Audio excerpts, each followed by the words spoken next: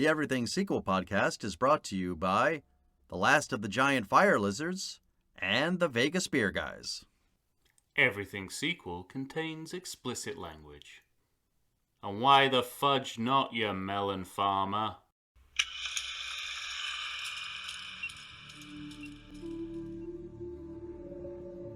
Hello and welcome to the Everything Sequel podcast. This is a Hannibal edition.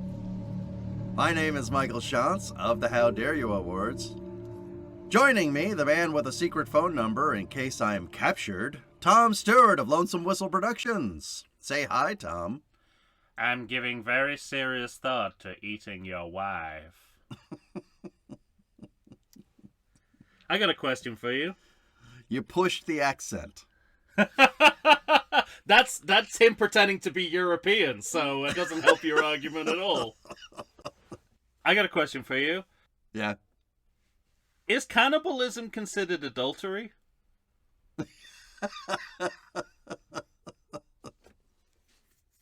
Yeah, hard to say. Hard to say. Well, I know what Arnold Schwarzenegger thinks about it. Obviously, he's famously quoted as saying, "Eating is not cheating." But my question to him is... Army Hammer? Is eating cheating? Yeah, good question. Good questions all. Because the cannibalism in this context, in the context of the quotable, is very much tied up with Hannibal kind of ersatz sleeping with the guy's wife. Is it just the whole sort of sex food mashup that cannibalism exploits? Maybe. What are you, taking a test? If so, you failed decisively in your responses at this point. You get a point for writing your name, and that's it. like usual. Yeah. Well, I mean, I also picked that quotable not just because it brings up the whole cannibalism adultery issue, but also like the line kind of signals a turning point in the film where, it's kind of like Hannibal's back or Hannibal's here. Well, I mean, essentially, it's like finally the first glimpse of the character we've been waiting, nearly a whole movie to see. The titular character. Yeah, if you count the first half of this movie and the last half of the other movie, where he doesn't really appear either. Right. It's almost a whole movie where he does not appear. This feels like the moment at the end of the James Brown concert where he feigns infirmity and they put the cloak on. They put the cape, yeah. and then he jumps out and this line, there was this. I think this was supposed to be a cheer line, probably in the theater audience. Yeah. That said, it's not plain sailing after that either. No. This is an interesting one. In terms of what's the focus of this movie? Right. That's the thing. That's a question I keep asking myself. I was like, what's this movie about? Which, you feel like they would have dealt with. You feel like they would have dealt with at some stage in its development. Well, also, I'm not going to give them any leeway, but they are dealing with a very strange book as well. Well, this is where you can make up points on the test. Okay. Because you know way more about this than me. Tell me about the book and how the film came about and why this is such a point of contention. Because I don't. Well, really I think more than anything, I just think like everybody involved, producing wise, certainly not Jonathan Demme or Jodie Foster. Yeah. I think everybody was waiting or had heard that Thomas Harris was writing a book. It's kind of like the same thing with Game of Thrones, where they're waiting for this fucking book to come out, and they said, okay, well, it's not going to come out in time, so we'll just write our own really terrible last season. And then you look at photographs of George R.R. Martin, and you're like, he's not gonna survive long enough to to write this book. So they're waiting on this book from Thomas Harris, and I think I have this right, but I feel like the second the book came out, I mean, it was just like a rush to get that movie out in under a year. So it was written in 2000 or like 99? I'd have to look it up. Okay. That feels right to me. Okay. And I remember That's the reading... important thing. That's the important thing about dates, is that they feel right. It's the George W. Bush method. It's certainly it's a numerical year, I'm certain. It has the feeling of truthiness. So I remember reading the book, and my very first thought was as though Thomas Harris defiantly typed his last word and then said, "Make a movie out of that, motherfuckers." So basically, this is like the real life version of what Paul Sheldon produces under duress in the cabin in Misery. Yeah. Real, I mean, literally, that's what it sounds like. So I don't, it's funny because... And they did not, by the way. Right. They did not make a movie out of it. No. They made something else. Yeah, they... And that's the thing that I think is funniest to me. I mean, honestly, we'll get there, but once we get to the opening up of Ray Liotta's head... Yes. I was surprised they even did that.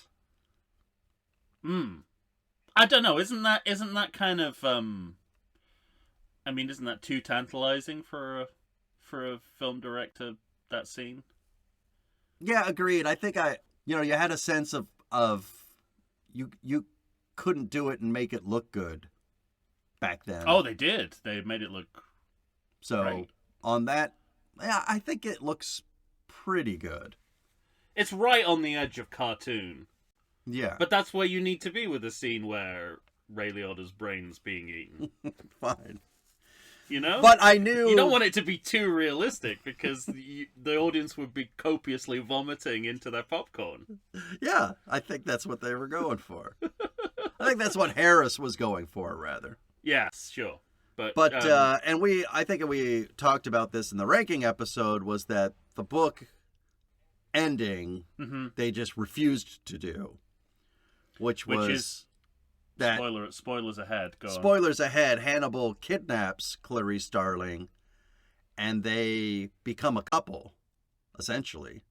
And the last thing you see is them at the opera together, and Ardelia Mapp read a letter or something that was sent to her from Clarice saying, "I'm right where I want to be. Please don't look for me. This is where I belong." And I think that Hannibal had to... I don't know if he was still drugging her, but he had to drug her for a long time to kind of get to the stage they were at. And they do allude to aspects of that in the ending of this movie, whilst sidestepping the thorny issue of the two of them being a romantic couple. Yeah. They're not a romantic couple at the end of this movie. Yeah, right. I think is the... And then, David Mamet sidesteps the issue by having Hannibal have a conversation with a small child on a plane about airline food. So don't forget, it's not just Mamet, though. It's also Steven Zalian, who has an Academy Award, so I have to have them share the blame for all of this. Oh, okay. And the credits. Yeah.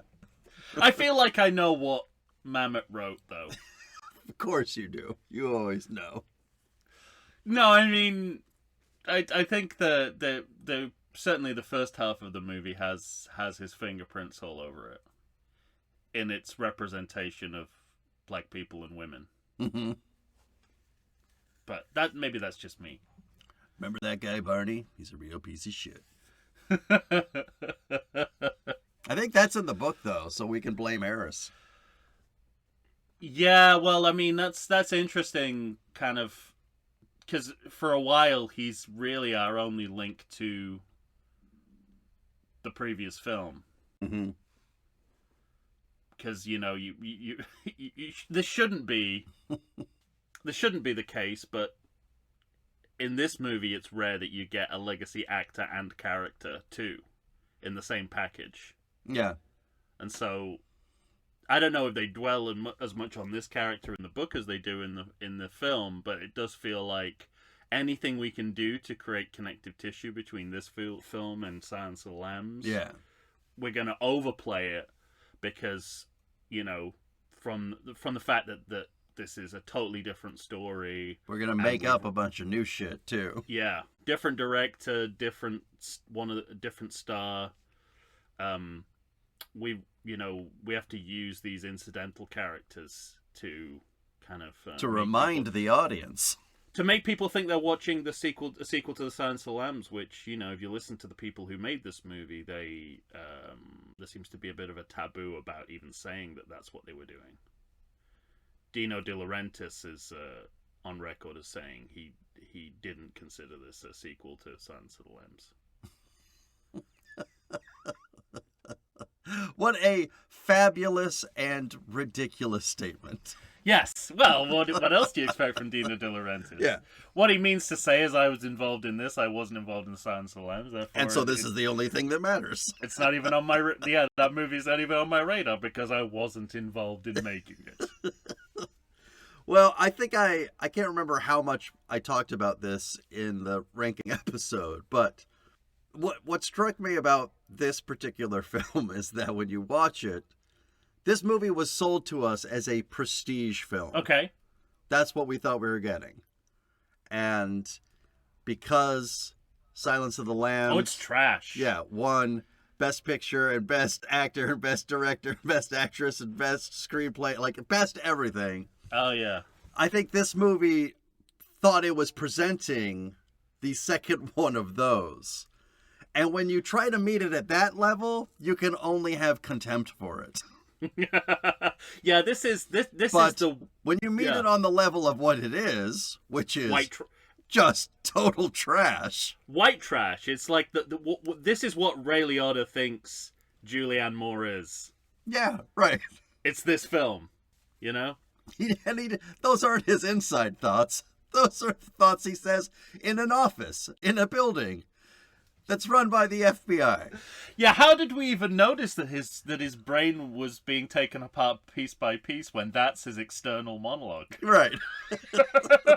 He already has no internal monologue, so whatever piece of the brain that controls, Hannibal could have taken that out, and he still could have lived a fulfilling life. Yeah, when you meet it on the level of this is garbage, yeah, you can have one of the best times you could possibly have. There's a lot of fun garbage in here, and that's where I warm to the movie. And as I say, I have more affection for it than it deserves. And yeah. I think it's on that level, and that's why the brain scene for me is ironically the heart of the movie.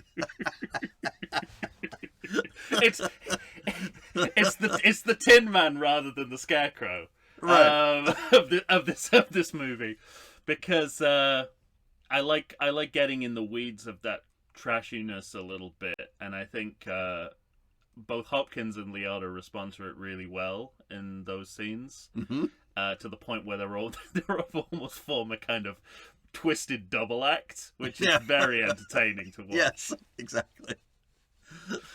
Paul, you're being rude. And it's interesting that you kind of say that being sold as a prestige film, because I mean that is all surface, and the first half of the movie is, you know, it's set in Europe, it takes place in churches and museums and opera houses, but you just don't buy it. In the same way that you buy it in Silence of the Lambs. You look at Silence of the Lambs and go, that's a cultured film. This is a film about culture that is not cultured. Jonathan Demme is able to make a dungeon in Baltimore look more prestigious than the things we're seeing in Florence in this movie. Absolutely, yeah. Yeah. So, well, there we go. Well, we got a good basis to start on.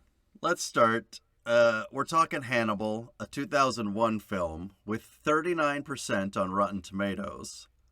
So at the very least, I thought that was actually going to be higher. I thought this movie was more well received than that. It's funny with Rotten Tomatoes. I think if the movie's been on TV a lot, it's like automatically gets 50%. I was like, Hannibal's surely been on TV enough to get the requisite 50%. That's for funny. being around in our lives. Yeah. That gives it 50%. Let's talk because I'm I'm going to talk for a while about Ridley Scott just to list all of his movies because Yeah. I specifically remember us talking once and you said he's made like 5 good movies. So I'm going to list the movies and then you can tell me which ones you think are good. I already have to revise that. That was 3 too many. All right, well, he comes onto the scene with The Duelists. I've never seen that. Never seen that. I believe it's good. Maybe it's one of the 5. I don't know. Maybe he goes to 4 on that one from 3? Maybe the fictional 5, yeah. All right, Alien, Blade Runner, Legend, Someone to Watch Over Me, Black Rain, Okay. Thelma and Louise. Okay. All right. I've forgotten about Thelma There are and some Louise. pretty good movies here. G.I. Jane, Gladiator, that's not one of them, Black Hawk Down, Matchstick Men, American Gangster, The Martian. Then we get into the dregs. You like The Martian. I love The Martian. I think that's a really good movie.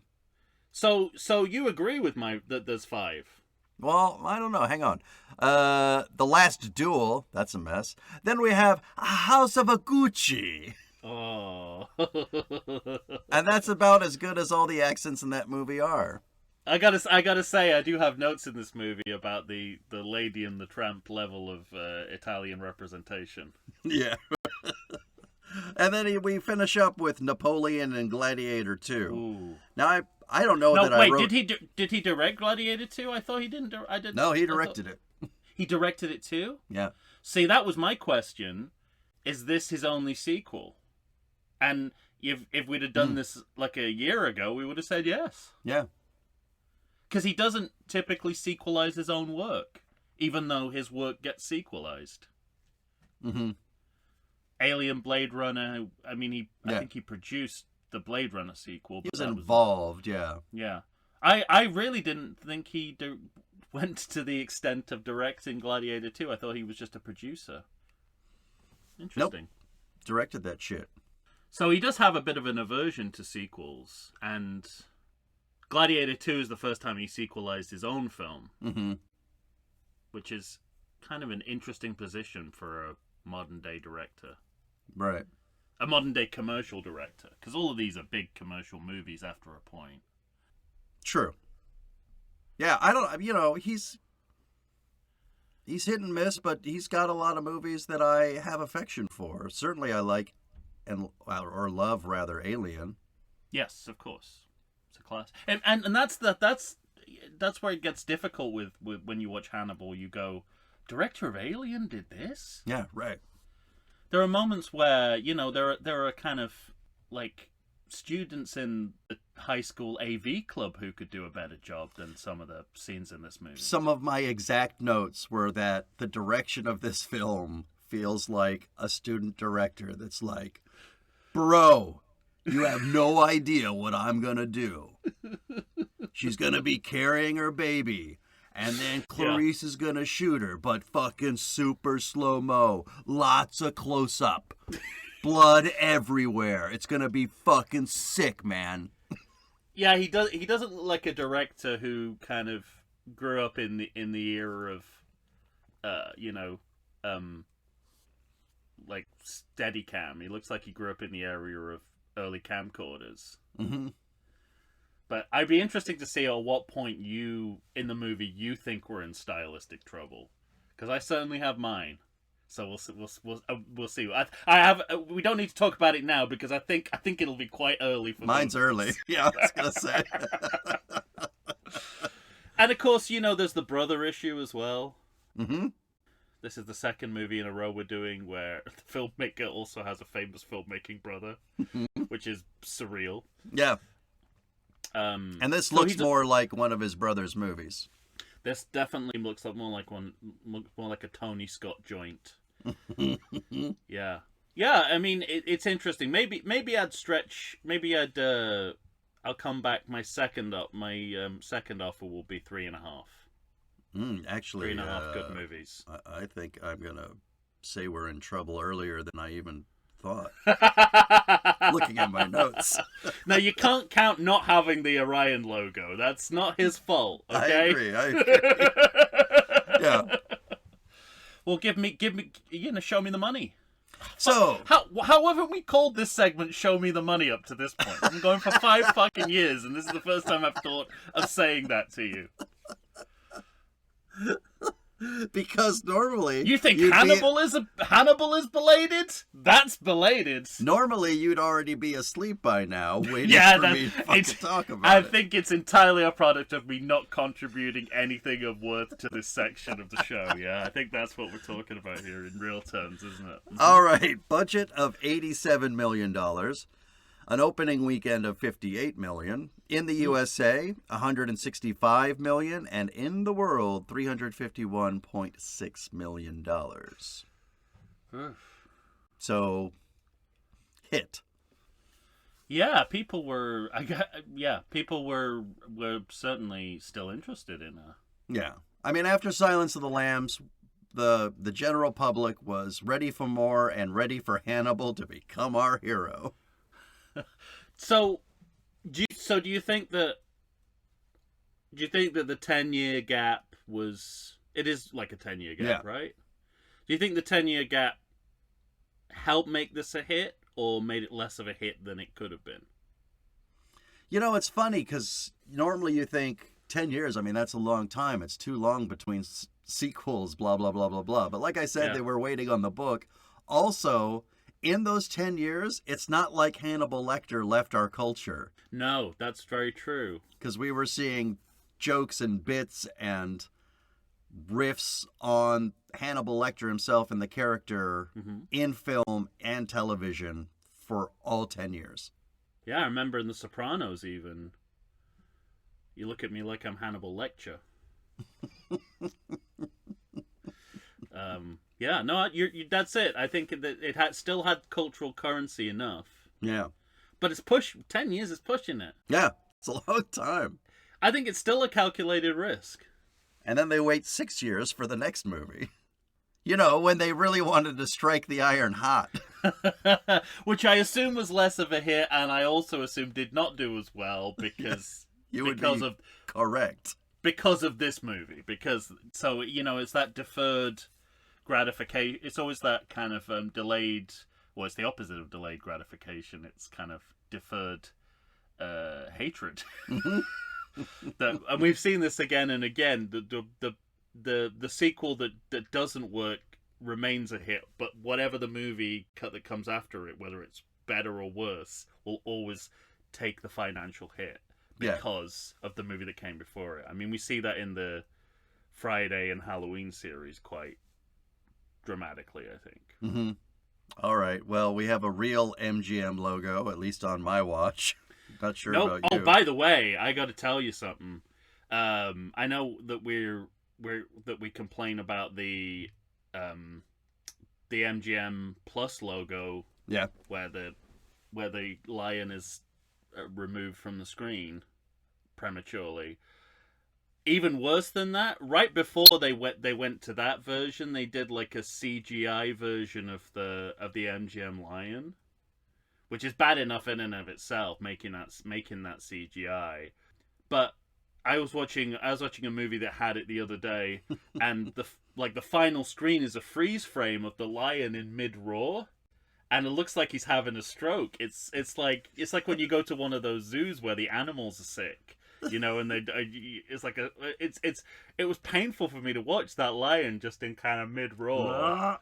Yeah. So anyway, there are worse things. I didn't get one in mine. Okay. What did you watch this on? I sadly bought the movie. Oh man. Because it was $5. Well, it's on Tubi. And I thought to myself, yeah, I can't, it's just too frustrating with the commercials and whatnot on Tubi. So most often, if I can't find it on anything that will not stream it in its entirety, I just rent it. Wow. But when it's $4 to rent and $5 to buy, I'm like, okay, I did not buy Hannibal Rising. Good. I'm glad. Yeah, well, all I got was the early 2000s Universal logo, which is to say... Yeah, I got that. Safe to say is not as evocative as Orion. Correct. Not even as evocative as earlier Universal logos. Yeah. And then my next note is that we're straight in with Barney. Well, see, my next note is okay.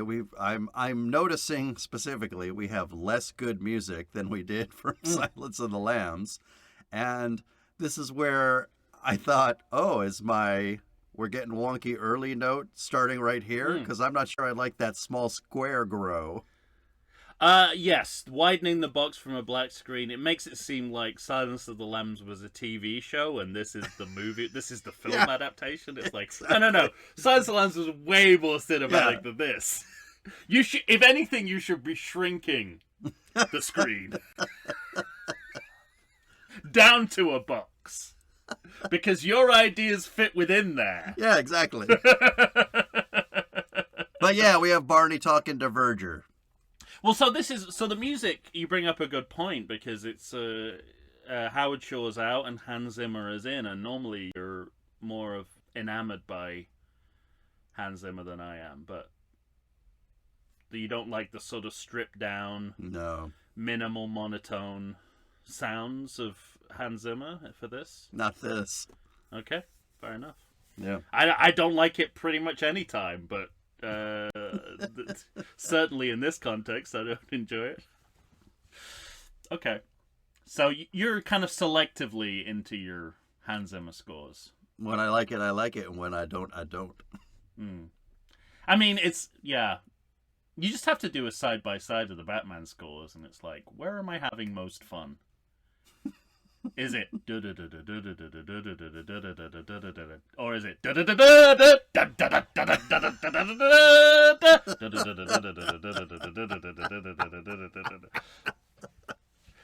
when you put it like that?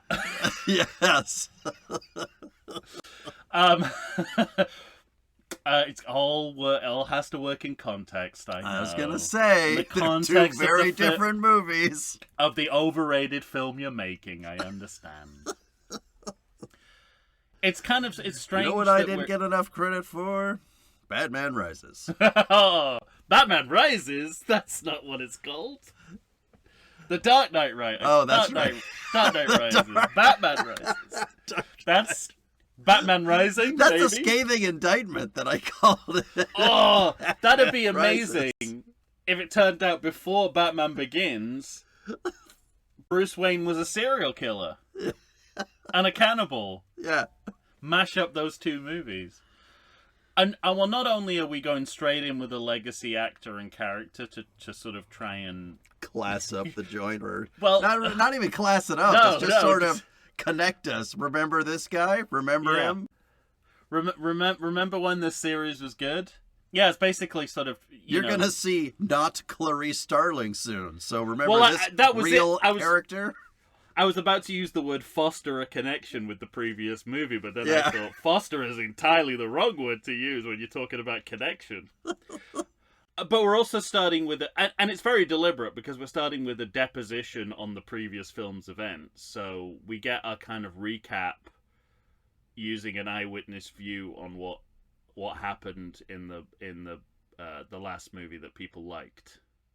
So it's a very deliberate strategy to put you in mind of better days. Of better days. And also it's bullshit because Barney didn't go to Tennessee where that mask was. He couldn't have access to any of these. Well, unless Hannibal that's true. I mean, unless Hannibal sent it to him in the mail, which I mean I would have bought that if they wanted to throw in that bullshit. Maybe there was more than one. Okay, I mean, this is not as bad as it gets, but I got to talk about this muzzle because in the course of this movie and the next one, it becomes like his superhero costume. Yeah. It basically becomes his Iron Man mask, and that was not how it was originally intended. And then we get, the kind of one of the sort of, I think the aesthetic high points of the movie, which is the disfigurement makeup on Gary Oldman. Shocking, striking, everything it was supposed to be. Almost as if Gary Oldman doesn't have to work as hard underneath it. And yet, no one seems to have communicated this to Gary Oldman. It's so funny because I was watching a clip the other day where Gary Oldman is like your kryptonite actor, right? Because your favorite thing is an understated actor, and he's never going to do that. He does it, but that's the thing. Don't let him off the hook. He does it in Batman Begins and that's true. The Dark Knight. Yeah. He's capable of doing it. He refuses to do it. Well, it's so funny because like every line in Slow Horses, and I can't believe people have kind of not noticed this. He says every single line exactly the same in Slow Horses. It's like an intake of breath. Every line, it's like, well, you sort of sing about a sabba. Every single line. I'm like, that's not acting. That's literally that's like a self-playing piano form of acting. If you're doing the same intake of breath, intonation, cadence for every single line. I mean, they've got to be line to line. It's got to be different. Anyway. Maybe not if you have colon cancer. Does he have colon cancer? I think so. He's got some kind of cancer in that show. Slow moving. He really? Yeah. That's a slow horse of a cancer. He's on the verge of death, like since season 1, and we're what? Yeah, season 5? I think you're overestimating, the health of British people. We're all living with that kind of near death. Yeah. Near death illness pretty much every day of our adult lives. We keep warm through the power of coal. Yes, the power of coal and curries. So, but anyway, it does the job. The makeup does the job that Gary Oldman's also doing. I was watching an interview with him where he was talking about how his favorite actor is John Hurt, and I thought, well, doesn't that tell you that how you should have done this role? Like, John Hurt didn't do a lick of acting inside that fucking Elephant Man head. Right. And it was absolutely beautiful.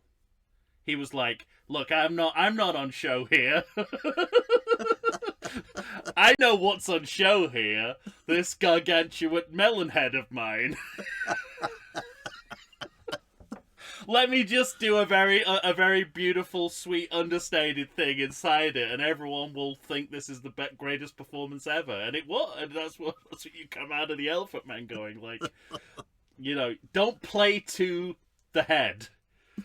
Let the head play to you. By the way, if you want to read any more of my acting books, they're available for unsurprisingly small amount of money. Yeah. But anyway, Keep It Simple, Stupid by Tom Stewart. Let the head come to you. See, he never really... I mean, I understand what you're saying. Oh, it's kind of funny. But there are certain actors that I just let them play what they're going to play. Oh, and it doesn't well, that's really how bother he's me too much. Yeah, he's built a career out of that. Yeah. People letting him off the hook. I could watch him be a freak who does nothing but yell in Leon, the Professional, all day long. Yeah, and that's what that character and movie called for. But anyway, Barney's selling Hannibal memorabilia as... $250,000. Why is he still wearing his scrubs?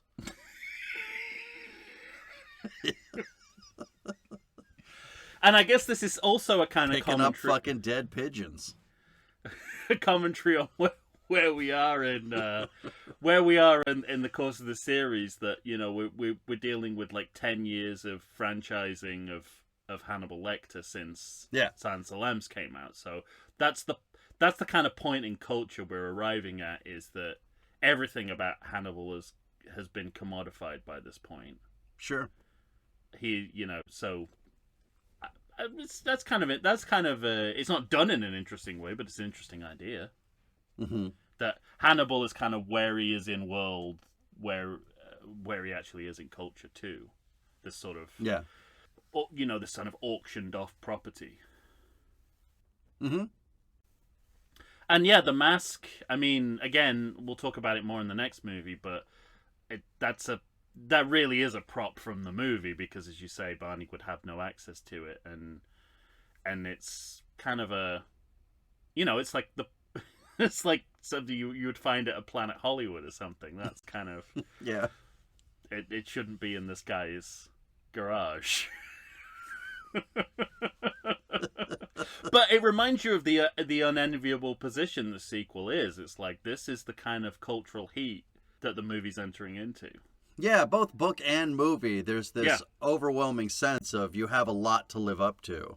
Oh, yeah. And, I mean, the movie's already failing. And clearly it's already overwhelming for this movie. Yeah, and I think that's coming out in the screenplay. It's like we have to deal with both the characters that sort of got lost in the mix, and also the kind of what happened in the intervening period to this character. Yeah. But not just in world, which we'll find out nothing about. Sure. But we only learn about the last few months, not what happened over the last 10 years, including the Chilton. But forget it. So we have to deal with where it is in 2001. Yeah. Film going world as well. Sure. Now here's one of my funnier notes where I thought to myself, Don't oversell it. Well, I didn't mean I have written. Oh, funny, curious. Yeah. Okay. Well, no, actually, I guess it's both because my actual note is like it's. I tried to give you an out, but you walked right back into your own trap. It's 2001, and you know how I know that this very important movie is going to suck? How? Because I see a pigeon forward S7 in credits. Yes, I have to say. Well, so what a sloppy mess. A sloppy mess. Influence of Seven, though. I gotta not. This isn't giving credit to anyone, but I hope not. This is an idea that the title sequence for Homeland kind of ran with, I think, and did a better version of. I don't remember this idea of like a montage of surveillance clips. Yeah, okay. Connected with bad jazz. And pigeons. I don't remember there being pigeons in the Homeland. Lots of pigeons in this. Lots of pigeons. And then my other note was that they're still trying to do black and white credits, but in a different and less good way. Yeah, and I think culturally what they're riffing on is the concerns that did exist at the time about increased video securities, and that the modern we're in that era, yeah. Western world was turning into a surveillance police state, which is interesting. I mean, it's still there, but no one talks about it. Maybe because we've got bigger problems. Maybe we figured out this actually wasn't the. All right, New York has fucking cameras on every street pole. Yeah.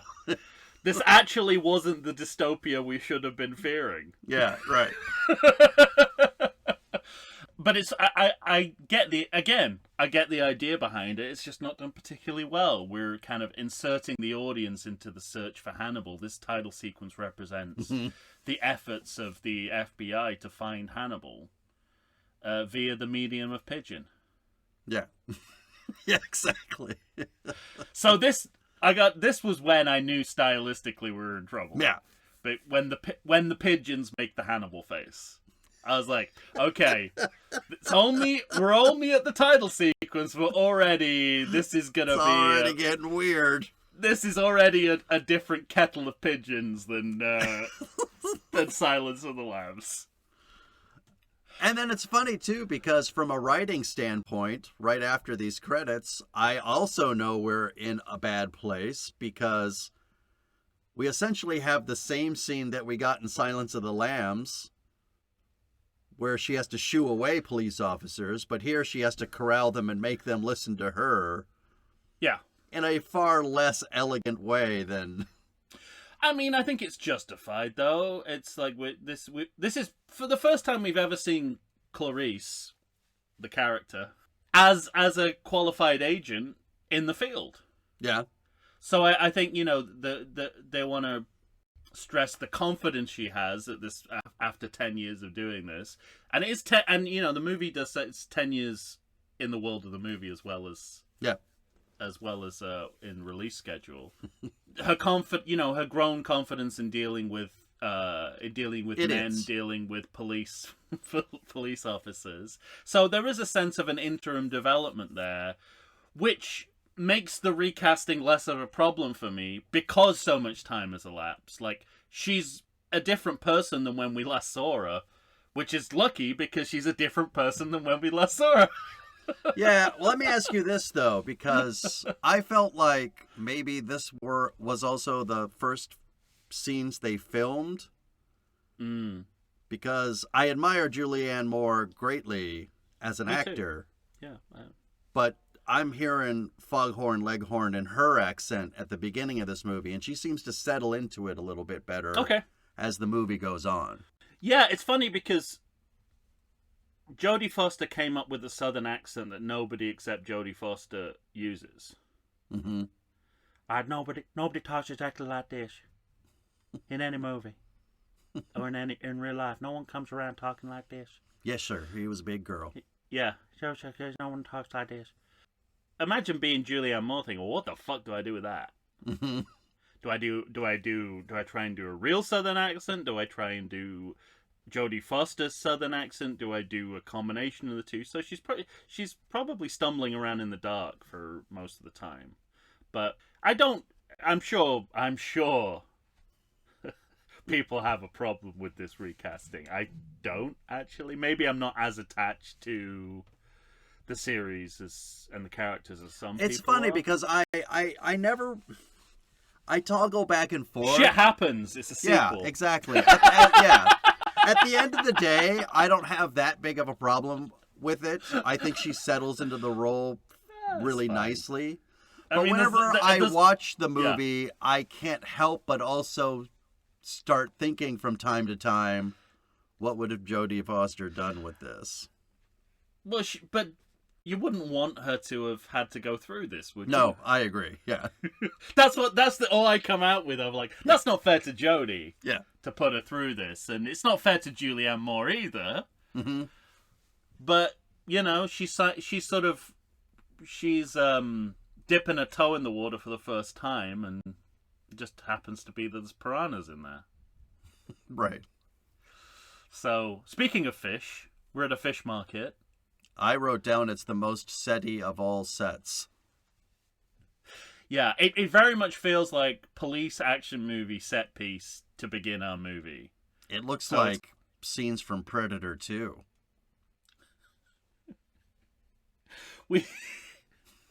Yes. For Predator 2, I would mean it as a compliment. For this movie, absolutely. I know. Not. That's why I laugh, because I know you do, and yet I know listeners will think that's another black mark against the movie. It is. What, that it looks like Predator 2? Yeah, because this movie's aspiring to be not Predator 2. Right. But that's what it is.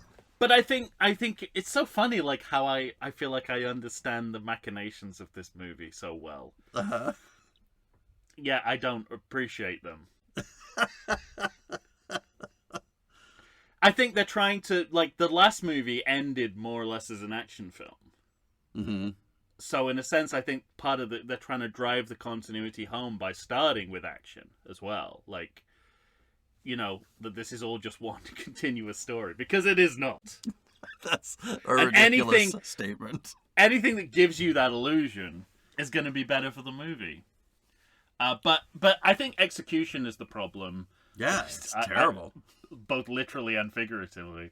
Because, you know, it's this shootout between cops and gangsters. I'm like, this is, even for a crime movie, which you're, you know, a kind of cops and robbers movie, which is what you're doing at this point. This is very straightforward. Yeah. Like, no, you know, nobody's shooting for the moon here aesthetically, even within the limited generic frame that they're sort of pushing. And then, I mean, I think you made notes about this. I certainly did. Is this Ridley or Tony? Yeah. Whenever you're asking that, it's not a good moment in your movie. Right. Slow motion gunfire and schmaltzy music. Ooh, that's my exact notes. Yeah. Slow motion bullshit, I called it. Yeah. And then I put literal strings for music. And then this is where I saw the fingerprints of David Mamet's writing, a dubious racial angle, and women crying at the first sign of losing their authority. Exactly. I was so pissed when I saw that moment. If Stephen, Zahian? What's his name? If he told me he wrote this scene, I would call him a liar to his face. Yeah. Because there is no more Mametian moment of a woman going, that didn't go well for me. Boo hoo hoo right. hoo. I wrote Clarice Starling crying? Fucking fuck. Because women can't handle that level of authority. No, yeah, it's just too much for them. David Mamet. Ladies and gentlemen, I present... Signed, David Mamet. David Mamet. One of these days, he's gonna, be... appointed Secretary of the Interior. That's one of my loose predictions for, Yeah, he seems like he could be a blunt tool for Trump to wield. Absolutely. Yeah. And also because he used to have credibility with the left. Mm-hmm. So he's the perfect Trump stooge because he can pretend that, he decided out of choice, not mental illness, that Trump was the way to go. All right, well, we got through the first action scene. Why don't we take our first break? Yes, absolutely, yes. We'll talk about... For a second there, I thought you were going to say, no, we really should go on. Well, next I want to ask a historical question about when Waco happened and whether this is too late to be talking about Waco in a news report. But go, all right, we'll get to that right when we take our fake break. Listen to some bad music. We'll be right back.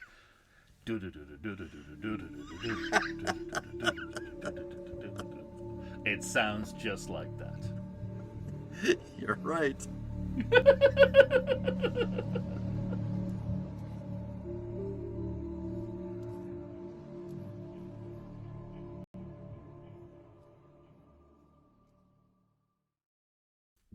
It's time for Lizard vs. Wizard, in a brand new action-packed comedy, fantasy adventure book written and performed by Christopher John Featheroff. It's called The Last of the Giant Fire Lizards. When her nest is destroyed and her forever mate slaughtered, Zephyr Ignitus, the last of an ancient breed of fire-breathing dragons, gathers together a team of saber-toothed panthers, woolly mammoths, and a crew of howler monkeys, brandishing swords and weapons stolen from the ships of men, all to hunt down and scorch the evil beast-killing wizard that did her wrong. The Last of the Giant Fire Lizards is a fast-paced, R-rated comedy under the cloak of an epic, rip-roaring fantasy adventure. Set in a land of fire and magic, it follows the dragon on her quest for vengeance, as she visits strange new cities and mystical places, all to hunt down and slaughter a demented sorcerer that slayed her mate and blew up her mountain. The Last of the Giant Fire Lizards can be found in ebook, paperback, and audiobook. Try and find it on Amazon or on Kindle. That's The Last of the Giant Fire Lizards. Find it wherever you get the good books just as soon as you can.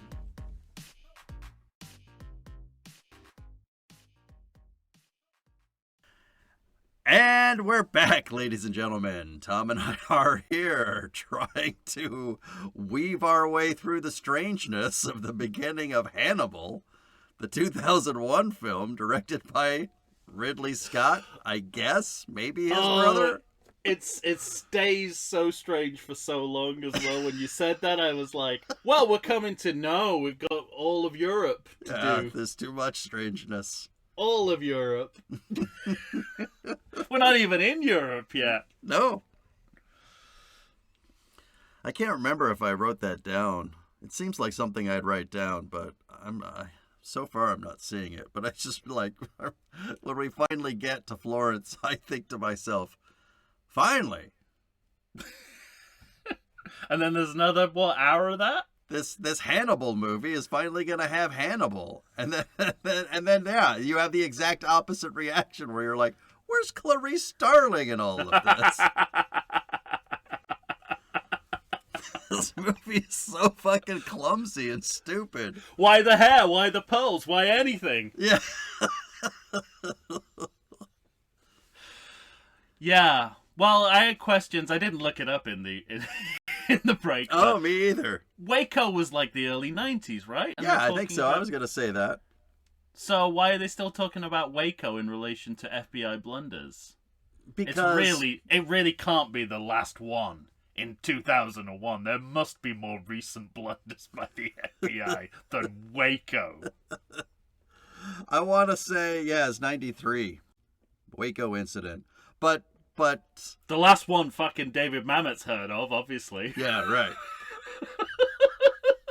So I get my inclination is to say that why am I sticking up for this movie or the FBI? But yeah, both institutions are failing. There's no reason to do that. Yeah, but I have the sense that in film and television about the FBI, I think they take their blunders seriously. Mm. They don't want another one of those. Yes, I mean, I do understand the machinations, which is it's David Mamet's head. Well, his ape-like head. Yeah. No, it's they don't want another media scandal. Yeah, which is why they need a scapegoat, and then Clarice is the easiest to fit into that mold. They want a scapegoat, but then they're willing to just shuffle that all aside at the review board if she takes up the Hannibal Lecter case again. Yeah. And of course, in this news report we also... Or I guess, no, it's more connected to Verger, right? He's paid money or something, so he's going to get what he wants. Right. So they're willing to be bribed. If he only had a brain. And this news report also comments on the tabloid obsession with serial killers, the way that news kind of deploys them as entertainment characters in an ongoing soap opera. Mm-hmm. Which, and again, that's what the movie's doing as well, and the book. Sure. So it's interesting that it's all wrapped up in the same kind of like serial killer altar of entertainment. Yeah, it's funny when you think about one of the huge legacies of Silence of the Lambs is that we still love serial killer movies. More than ever. More than ever. Serial killers, now more than ever. That's what it says when you open up Netflix. Yeah. Yeah, well, it went into, it drifted into true crime. Yeah. And so, I think documentary kind of took over the genre. Yeah, because I think fictional serial killers have kind of drifted away a little bit. And now we just do documentaries about... There was a good 20 years, though, of lots of serial killer movies that were fiction. That were fiction, yeah. But it's interesting. I haven't thought about that before, but, true crime means that we've kind of cut out the middleman, where we're not creating fictional versions of real-life serial killers anymore. We're just making... I mean, even all the way up until that... Fictional style documentaries about real serial killers. Because it goes, when was that first season of True Detective? Like 2013 or 14? 2013. The other day I saw that. Yeah. Yeah. So. Well, that's true. Okay. Yeah, it's been around. That's a fairly recent precedent. But I mean, like, it's not a serial killer in every True Detective series. No. It's just that first one, is it? Yeah. Interesting. Yeah, they jump around. Second one, of course, being the best. I forgot that you like that one. And I do too. Says no one, and I'll devil's advocate it. It's not true, but I'll devil's advocate it because it's a lot better than people think it is. I agree. I don't think it's better than the first season, but I like that season quite a bit. Yeah. But they went down the film noir route. Yeah, you can't blame them for doing that. I was okay with it. Yeah, and I think we talked about this before, maybe even on air, but the performances from Rachel McAdams and Colin Farrell. Colin Farrell? Fantastic. Vince Vaughn even better.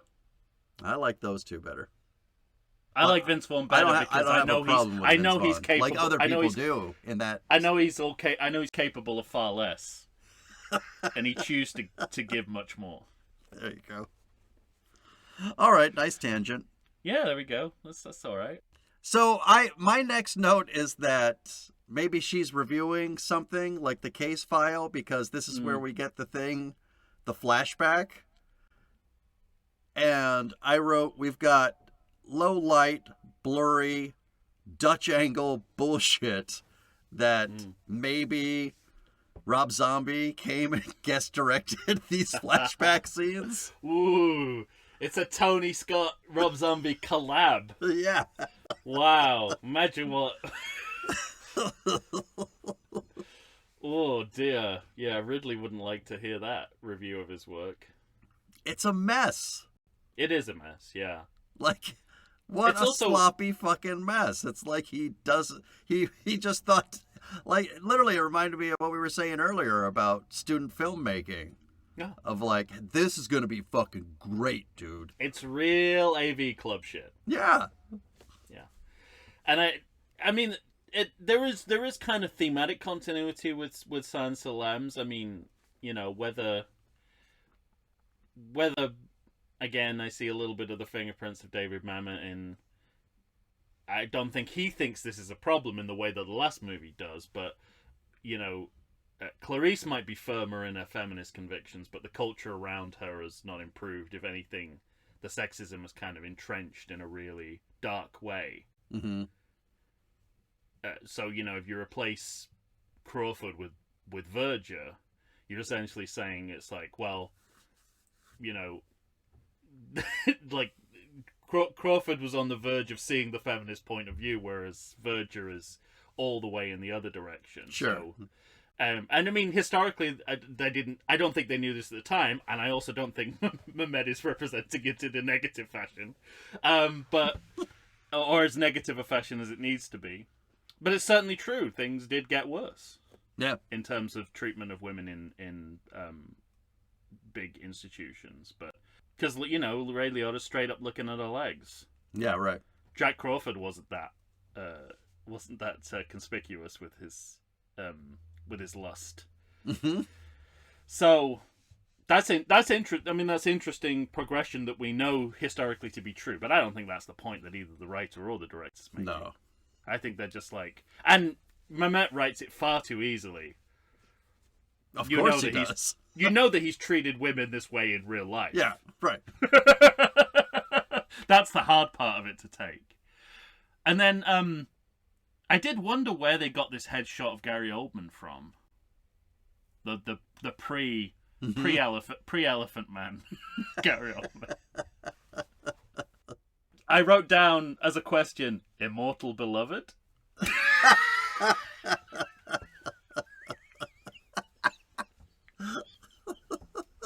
But actually, later on in the film, I think they actually, because they have scenes with him pre-Elephant Man, maybe they just took a still of that.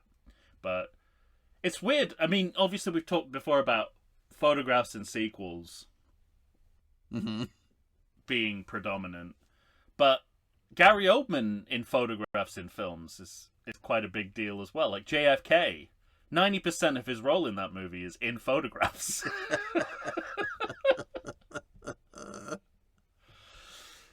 You know, there's what is it they call it?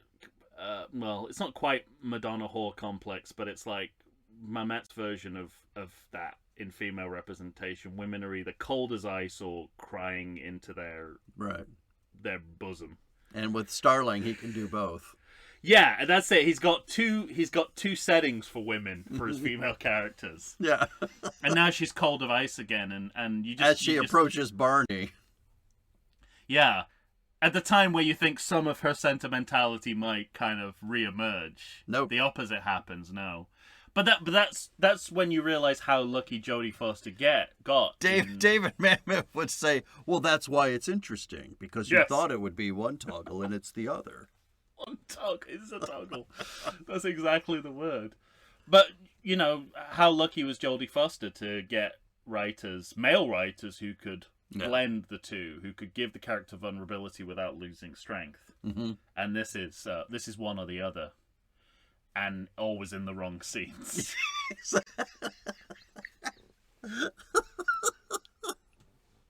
And I say that as a fan of David Mamet.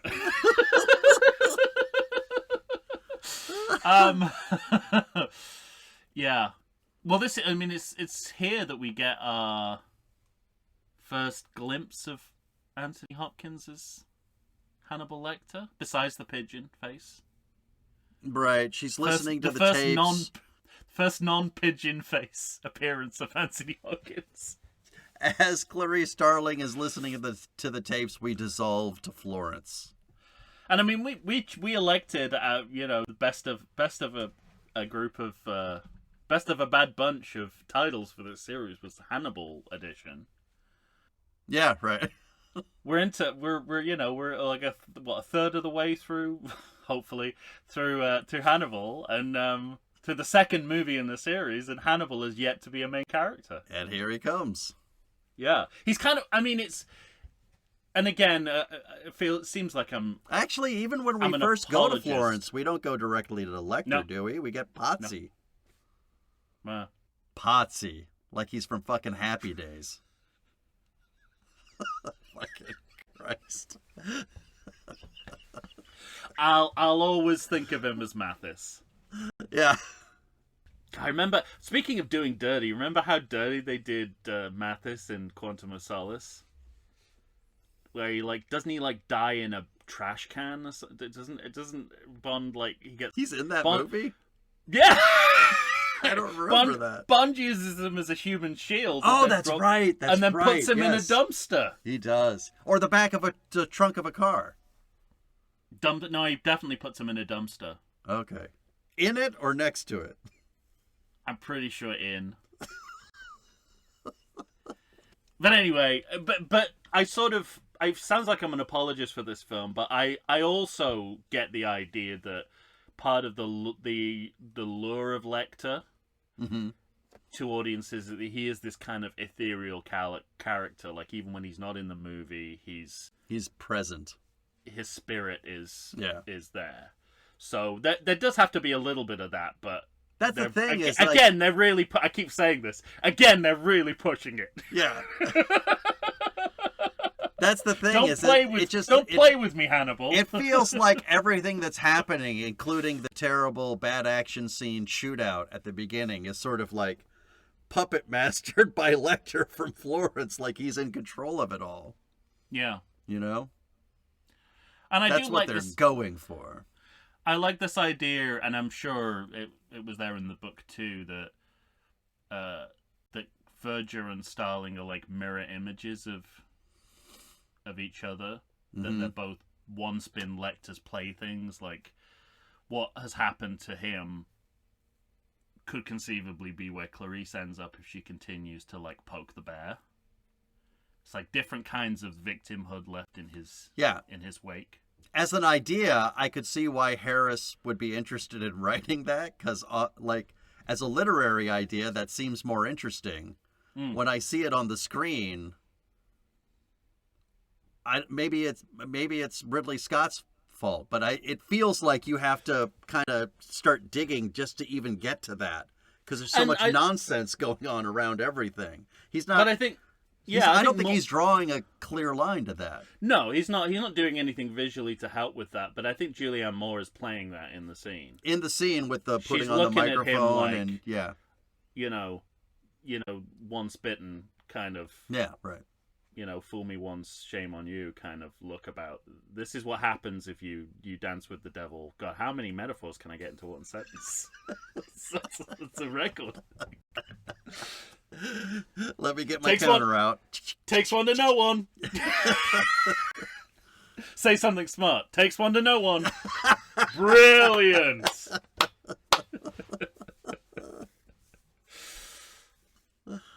And then this movie kind of starts to do something it does periodically, which is to sort of soft pedal retcon Julianne Moore back into the movie and to show us parts of the Silence of the Lambs that we heard about but didn't see. So the nurse attack, right? Yeah, right. We heard about this. It was verbally described to us. It was better as not seeing it. Well, this is what I'm getting to, but yes, it's scarier certainly as an idea in that we know he's capable of it, but we haven't actually seen him do it, and the contrast between seeing him and knowing he did this. Yeah. But, the movie's like, well, Silence of the Lambs left it on the table, so let's see footage of it. Mm-hmm. And this is all in the guise of... literally deleted scenes from Silence of the Lambs. Case files that Clarice is going to spend the next hour of this movie sitting at a desk. Yeah. While we deal with Lecter in Florence. And then this is the return of Barney. He's good in this scene because he saved a pigeon. Which is what Mammoth's trying to counterbalance. Yeah. What a piece of shit he's being at his job.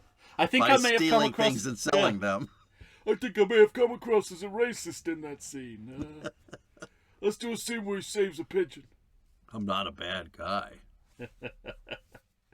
I tell you, one, I don't have an issue with the, again, this is the same note. Don't push it.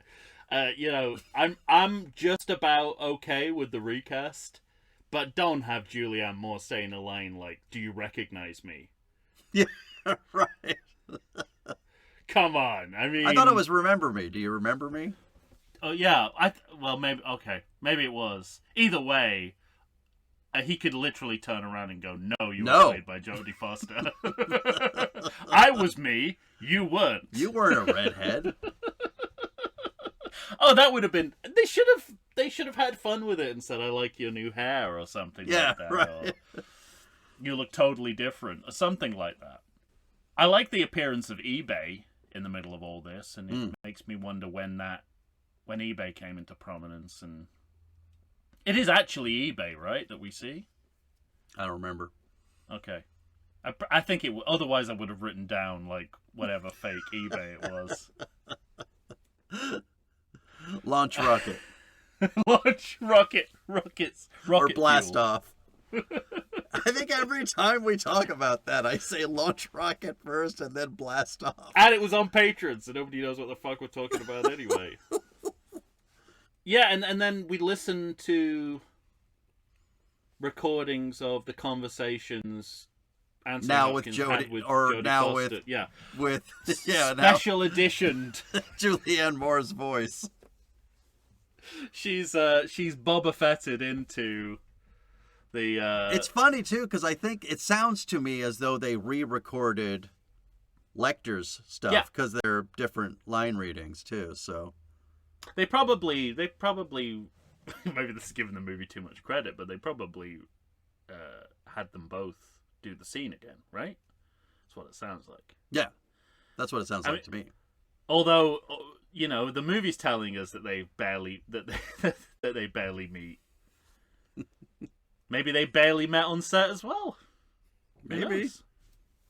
There's no reason to not think that they met twice on set or something. Agreed. Well, this is one of my favorite parts coming up because she gets the note from Lecter and we get the sniff police. Yeah, before the sniff police, so again, going back to an old favorite of ours, photographs taken in the world of the movie that couldn't possibly exist. So there's like a photograph of Lecter, which is a still from Silence of the Lambs, which is one of those extreme Jonathan Demme close-ups. Mm-hmm. And I'm like, there's no way to take in your fictional world, there's no way to take a photo of Lecter that close. Right, you'd literally your face would be smacked up against the glass to get anywhere near that. You'd have to put the camera inside that little air, the little fake door. Yeah. So, and it reminded me of when we talked about Star Trek 4, and it's like, how are they getting the angle on? How are they filming the? Oh no, Star Trek 6. I thought where No, it's 4. It's they're watching at the trial for what they did to the Enterprise in 3. They're watching. Well, I think we talked about it more than once because there's that shot of the missile hitting or whatever, the photon torpedo or whatever. Yeah, how are they getting that view? Hitting the Klingon ship. Yeah. Yeah. But you know, the point of this is to retroactively place Julianne Moore in the last film as Clarice. Yeah. And also to kind of kind of continuing thread of the romance story between the two of them. Mm-hmm. Which, you know, it's a kind of interesting that they backed away from the ending that Harris wrote, because it would have been more of a better through line and payoff than this movie has for Silence of the Lambs if the two of them actually got together. Mm-hmm. But there you go. But right. Thomas Harris is right; they would never do that. Yeah, right. But what they do instead is kind of a Sam and Diane thing. Which, again, I don't hate either. Lecter stands up on the boat, and Julianne Moore just jumps off of it. They just slap each other repeatedly back and forth. Well, I guess really the problem is they're trying to do Sam and Diane, whereas, you know, Julianne Moore is Rebecca Howe. Yes, right. Which, again, not a bad thing in my world. My next note is Italy! ! Which just shows me like where my patience is with this movie at this point. It's like, now we're globetrotting? It's basically what did Hannibal Lecter do on his holiday, kind of. Yeah, story. He does not change his appearance whatsoever, and he becomes the curator of a museum. Well, actually, he's changed his appearance since his disguise at the end of the last movie, but he's gone back to original recipe Hannibal Lecter, which is, maybe he thinks that, you know, no one's looking for him after 10 years. Did you ever read the books? No, I haven't read any of the books. One of the big things in the books is that, I can't remember which hand it was, left or right, but he had 6 fingers on one hand. And somewhere in the Silence of the Lambs, before he escapes, he goes to a guy and has it medically removed. Oh. It's a big thing. Does he really need a deformity as well as everything else that's going on? And he's got 6 fingers. Something about how they try to find him. He eats people. Well, you think he would have cut that finger off and fried it up and had like little appetizer. Had himself some Raisin Cane's human fingers for dinner.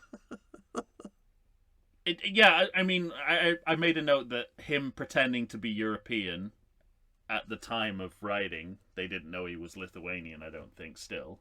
I feel like they did. I can't remember if that's in the book or not. But... Okay. But it gives Hopkins plausible deniability to ease off the southern accent a little bit. So he can just use his own accent, which he should have used originally, like Brian Cox did. But trying to tell Anthony Hopkins that you should be more like Brian Cox probably isn't the way to coach him into better acting. Be like this lunatic. Pretty sure I've got a somewhat better career. I've got my them. own lunatic leanings. Thank you. And then my next note is fucking with Mathis. Like, it's funny that this compulsion he has that Lecter has to play with people psychologically, even when it throws suspicion on him where there would otherwise be no suspicion. Yeah, that's the thing. Like I can eat all of this Florence nonsense kind of with a spoon and a fork, because that's how you eat spaghetti. True. But everything that Lecter's doing seems counterintuitive. Yeah. They needed to have... I think they could have played it off as he's getting sloppy because he's been doing this for 10 years and no one's even close to catching him. Mm-hmm. But that's not what the movie's telling us. The movie's telling us that he's being clever and this is all part of his plan. See, to me, it's like the movie's telling me he's being obvious. He's the Yeah, monster they're looking for. Well, the movie's not telling us that. He's just being obvious. Yeah. But the movie tries all the way through this European section. He's a victim of his own conspicuousness. Well said. But thank you. I think I got all the S's in there. By the way, I didn't mention one of my favorite things about the Hannibal TV series, which is the way that Mads Mikkelsen gets 7 extra S's out of previously on Hannibal.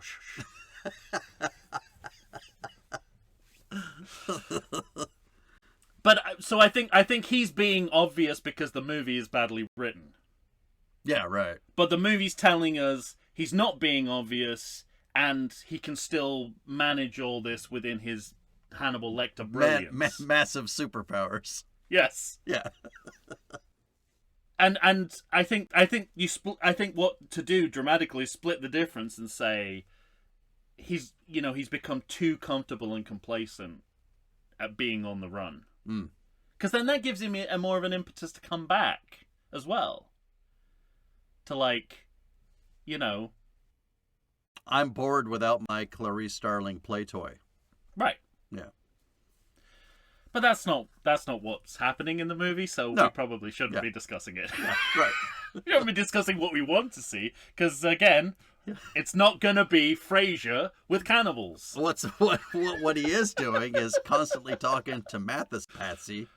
I guess this is pretty close to Frasier with cannibals, so I should like it more. He's talking to Mathis Patsy, and he's always fucking acting like a goddamn lunatic. You could make out of this segment of Hannibal, you could make a really good episode of Frasier. Would you calm down, please? We don't whole idea have of him enough time for you to write a whole new TV show, okay? The whole idea of him trying to impress this society of scholars. There's a great Frasier episode in there somewhere. I agree. But speaking of what this movie actually does that is horrible, what did you think of the $6 Million Man zoom when Julianne Moore receives the letter from Lecter? Also, they keep giving so much play to this guy who keeps delivering her mail. Yeah. He's in like 4 scenes. Yeah. And what's his name? Also... Jeffrey? Jeffrey, can you excuse me for a moment? She's starting to sound like Lecter. When a couple starts speaking, they're so in love they start speaking like each other. Yeah. Yeah, and I think they're trying to play the reason that camera movement, apart from just being self-evidently horrible, also doesn't work dramatically is they're trying to sell it as this is the reunion between Clarice and Hannibal. Like, no, it's not. She's just reading a letter. It's no different from a listening. He's to on the other side of the world. Listening to tape conversations, watching footage of him killing a nurse. Right. It's no different, but the movie's trying to tell us it's different because these characters won't meet for about another 40, half hour minutes. At least. Yeah. And then we get the sniff police. The sniff police, yes. Fucking great. Hector Salamanca, fucking sniff police. Yeah, the sniff police bringing together the disparate worlds of Office Space and Breaking Bad.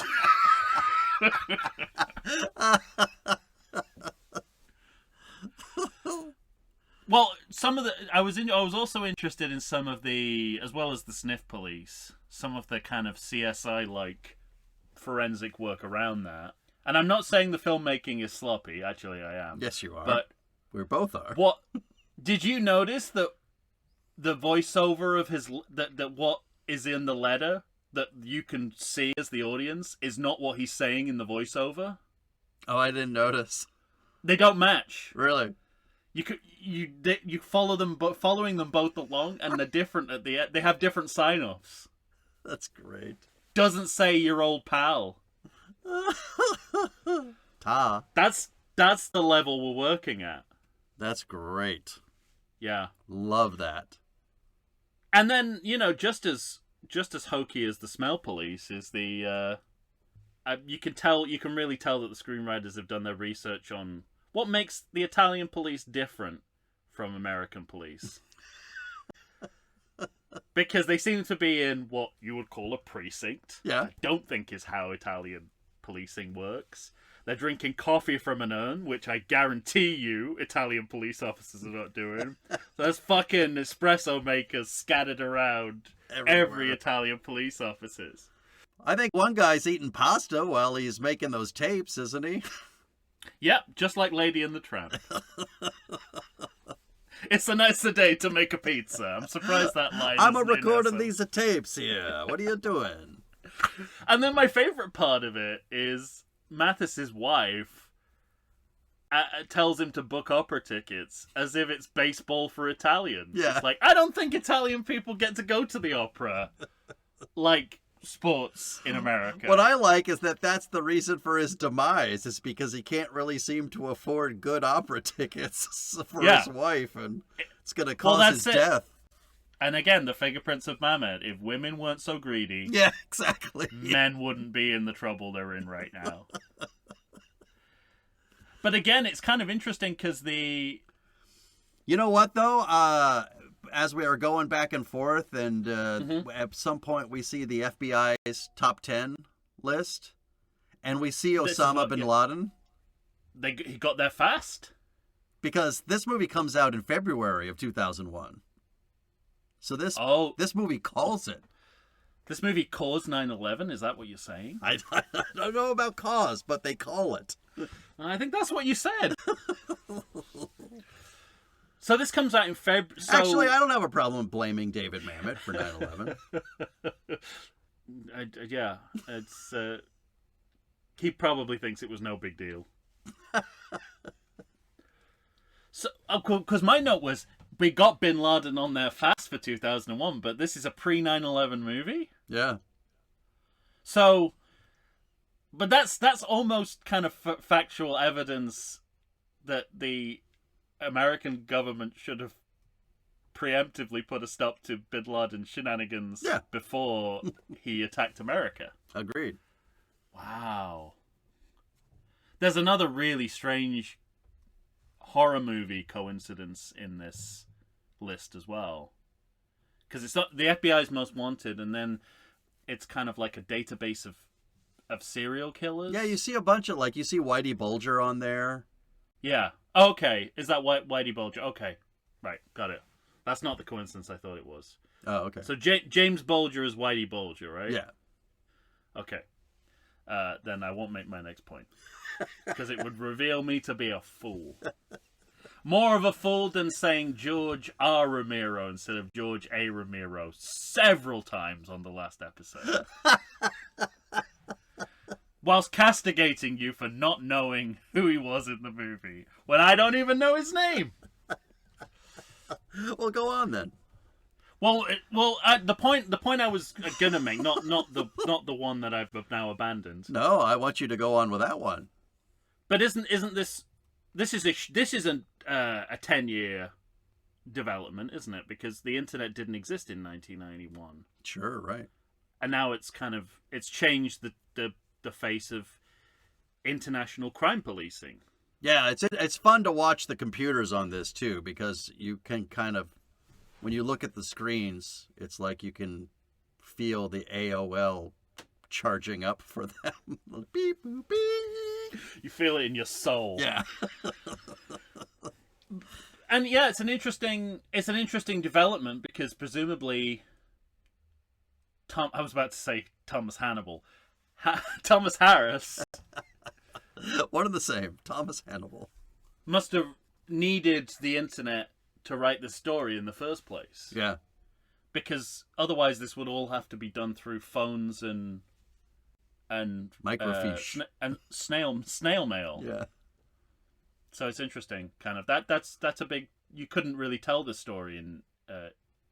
Even if Harris had written the story sooner, you still wouldn't be telling the story. Yeah, right. It's a very 2001 story, not the Space Odyssey, but yeah, definitely not the Space Odyssey. We're not working at that level. Did you get the sense that whichever of the screenwriters this refers to they're more enamored by Hannibal Lecter than maybe the screenwriters in the last movie would be. They seem, I don't know. I mean, I think that's part of the, that was part of the deal coming into this, was like, Lecter's your hero now, so make him your hero. And so it's all written from that kind of point of view. Yeah. And I don't, I'm not casting any aspersions on that particular point of view, but one of these screenwriters is now a Trump loyalist. Yeah, right. And there does seem to me to be a parallel between validating monsters and you can do the rest yourself. And taking a political stance. Meanwhile, we're kind of fattening Ray Liotta up for the kill. Or at least fattening he's sneaking into the office and checking out his sketched tits of Julianne Moore.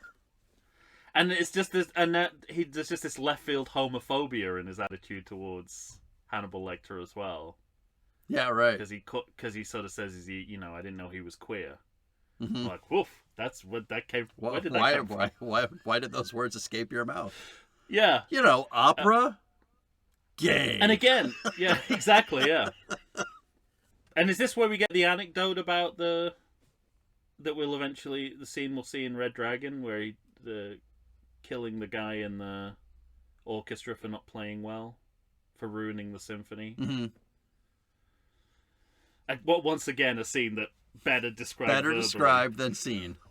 Yeah, it's almost as if each subsequent movie doesn't learn the lessons of the previous one. But that's a problem for all of movies being made today. They think they always think it's more interesting to flashback and show us than just let characters talk about it.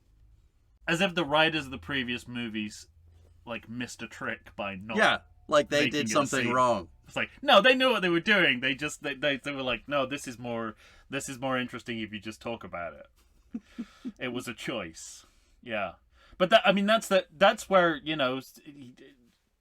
that's where Hannibal Lecter goes into that Larry David territory that you start to admire him a little bit. I mean, again, it's an episode of Curb Your Enthusiasm, except at the end he eats him. Right. But that idea of singling out the one guy who's not playing well in the orchestra and finding a way to remove him from the orchestra is it's lovable misanthropy, really. Right. He's kind of one step away from letters to the editor. And Clarice is being sexually harassed across continents. Yep.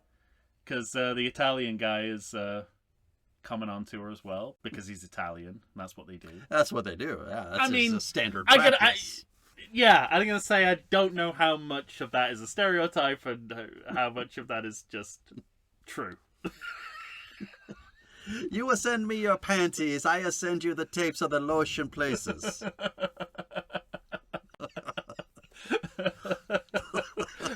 And it puts the lotion on his skin, or it gets in the holes again. Oh, no, we should have had. Wouldn't that been an amazing Roberto Benigni as... Oh, Christ almighty. As Buffalo Bill. It puts the lotion on his skin. Or it gets a comedy. Go ahead, you do it. Go ahead now. How do you say? You fuck me hard, I fuck you. I fuck me or I fuck you. You will give me the dog, or you don't know what pain is. Is.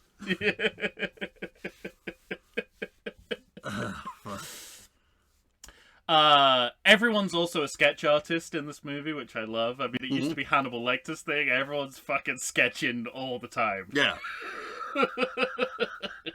And we're kind of finally seeing, I guess, out in the wild, the way that Hannibal psychologically unsettles people. Yeah, he's wiping prints off his own glasses, wearing gloves. But just this whole Well, you know, that's kind of enough, but we've also got this pickpocket gambit in the middle of all of this. It's like, we're getting further and further away from the sequel people want to see. Yeah. I don't want to know about the pickpocket you hired, Yeah. who didn't do his job properly. And got stuck like a pig.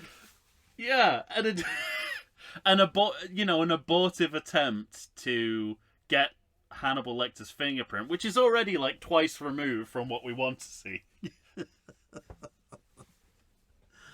And the pig, you know, and I'm sort of like, I don't need to know the details of this pig-eating scam.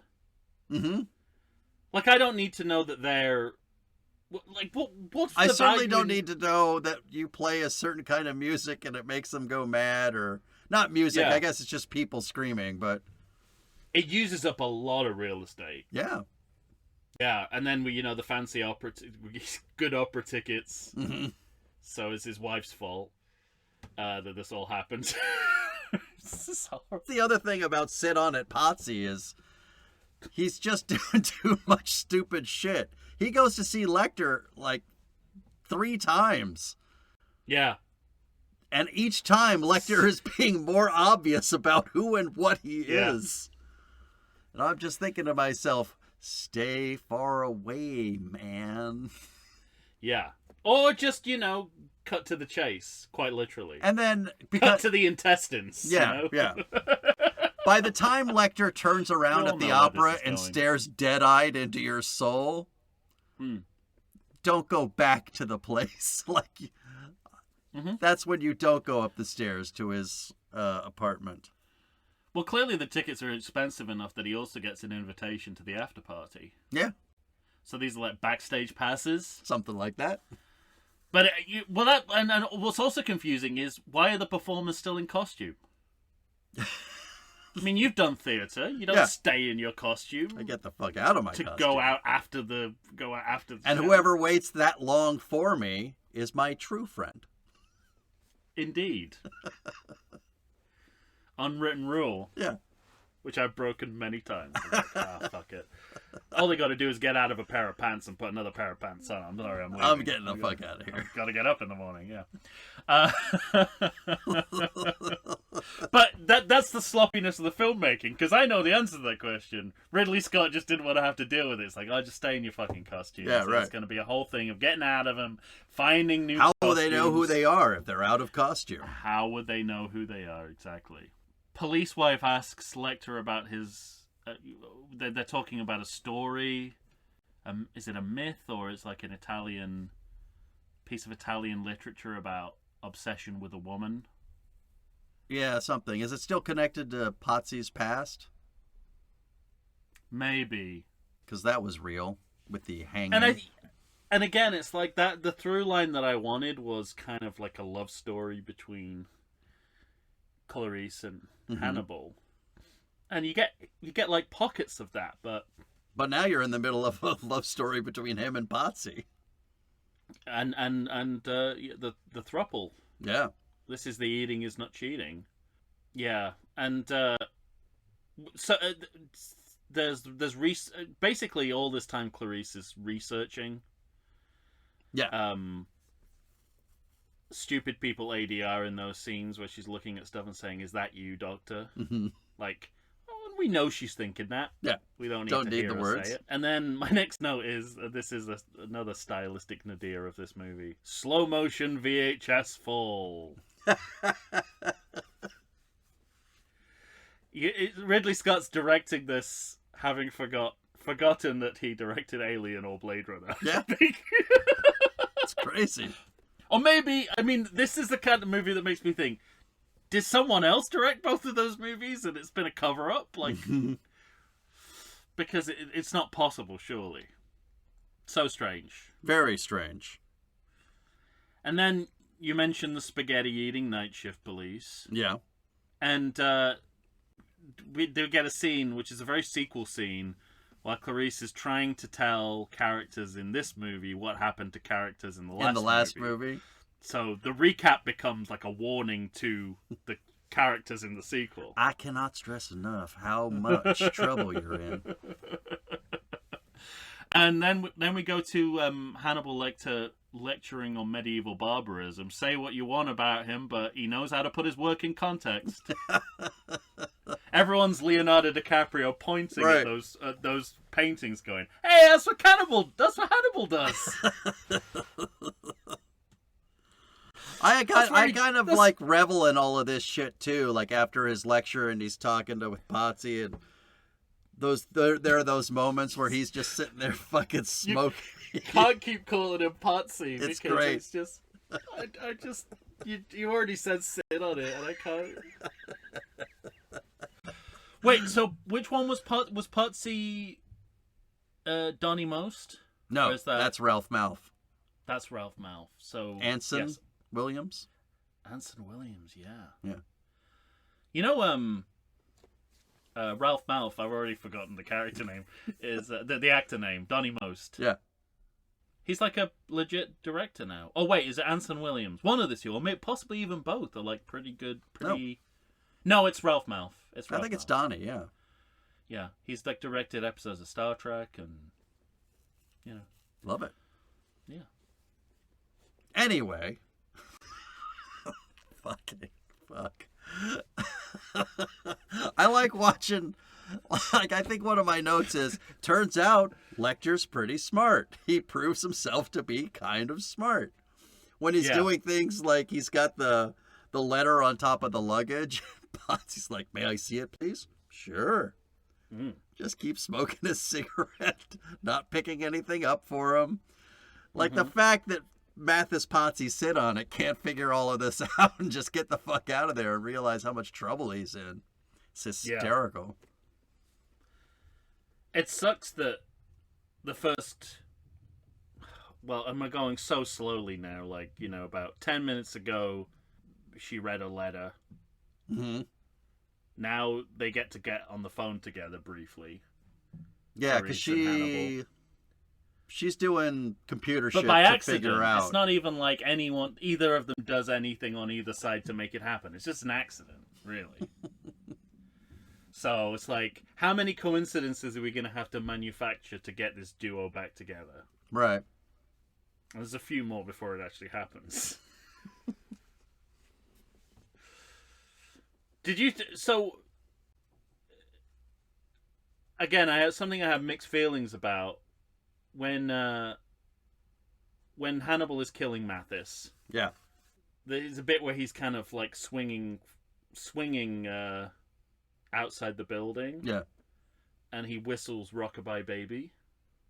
And I'm like, could Hannibal Lecter not come up with a better musical reference with all the classical music he knows than Rockabye Baby? I mean, I know no one involved with the film can. No, yeah, of course not. But couldn't they, because of like, say, Anthony, I'm sure you know something about classical music. What would was something from Mozart, maybe? It's like, they're not asking these questions. They're focused on the okie dokie of it all. I'm surprised it wasn't like Happy Days, given that he's called Putz. Yeah. Oh, more glitchy slow motion in this scene as well. Like, talk about low-hanging fruit. I mean, there's a low-hanging body in this, but low-hanging fruit stylistically as well. Is this after he throws him out the window? Or during? I've written down glitchy slow motion shots. Could be at any time, I think. I think it's just a general note that I've slapped in the middle of the sequence, probably. All right, I kind of feel like we should take another break. I was hoping we'd get through Europe. That ain't gonna happen. No, so let's. Fucked. We're getting. This is one of the movies we're fucked. Terry Gilliam in the Lost in La Mancha making of movie. You tell us when we're fucked.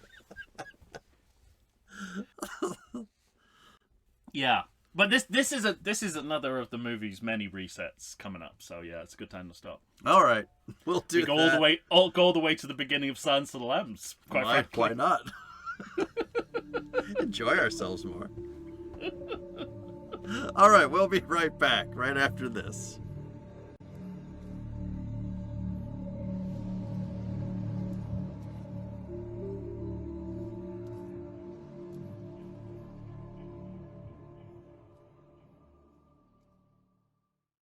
I like to think I know something about beer, but nowadays even I get overwhelmed when confronted by the exhaustive selection of craft beers they have at bars, breweries, and even grocery stores. Back in the day you had one, maybe two craft beers to choose from, and if you were confused, you ordered a Guinness. But in beerstinations like San Diego, the craft beer options lately are in double, sometimes even triple digits. So what's a beer drinker to do? You need what I need, the Vegas Beer Guys. Your beer of choice should be a perfect blend of malt and hops.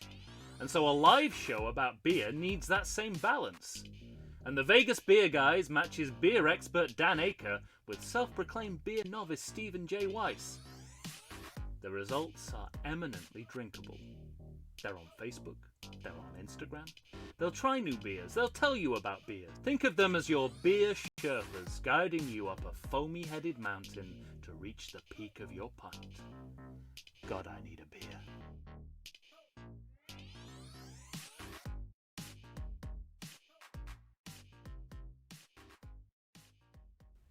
For better or worse, we're back talking about Hannibal.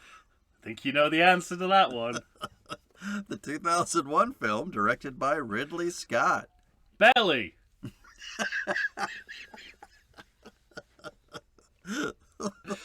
Getting increasingly impatient with this movie. When you were like off mic, you were like, where are we? And I reset us, and then I thought about where we are, and I thought we should be much further along. Yeah, right. Not just in the episode as always, but in the movie too. The movie should be much further along. I started taking way fewer notes at this point, so I think I'm okay. I don't know. I got a lot of brain notes. I got a lot of brain pie notes. Braised brains. Well, so she sees the security footage of Lecter, and he's like Nosferatu. In the lotion shop? Yes, and he looks like fucking Nosferatu. He does look like Nosferatu. I love that he's taking such care to try and hide himself from the cameras, and yet it just looks like Hannibal Lecter as Nosferatu in his cape and hat. Yeah. Just plain as day.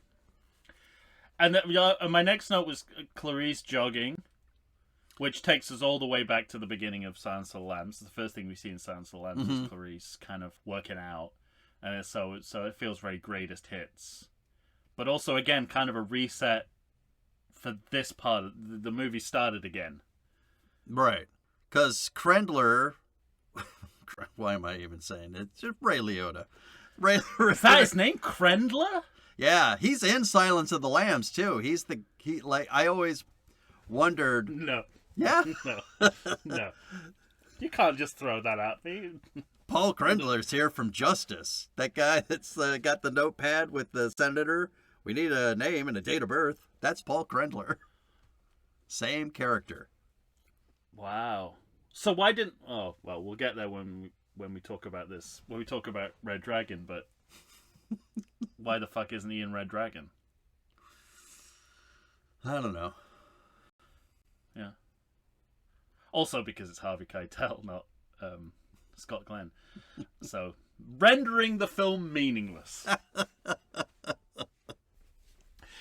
Well, they've really upped the stakes from the last movie. Like, in 1991, the worst Clarice had to contend with from the FBI's hierarchy was sexism and harassment. Mm-hmm. Now she's in the middle of a criminal conspiracy. Yeah. I mean, that's a big shift. I love that scene, too, where it's kind of like, the Mamet version of, like, the hysterical woman, where she's like, I'll swear. You swear! In the fucking office. Women, you they just swear, can't take... too! Women, they just can't take being embroiled in a criminal conspiracy. Yeah. And then, the kind of no actor should have to say that line. No. But now we finally have Lecter in America.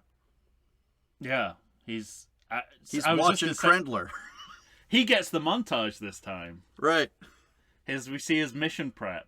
Yeah, he's going to the hospital. He's picking up shit. He's going to the fucking whatever restaurant supply store.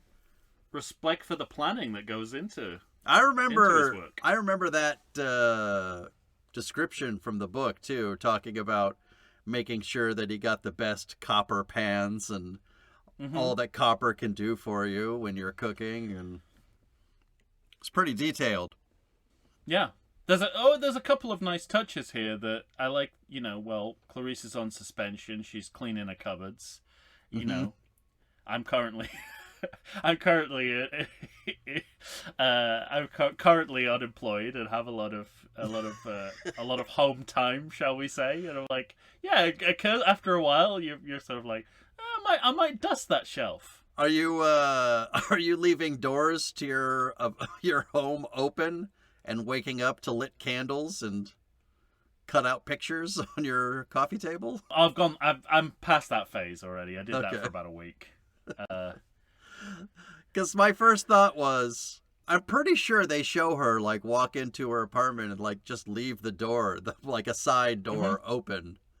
And I thought, Lecter's on the loose. I don't think Clarice Starling would do that. Well, also, unless it's... the other thing too, the very beginning of this movie where all the hapless men are in the truck, the FBI dudes, and they're like, how could somebody sleep?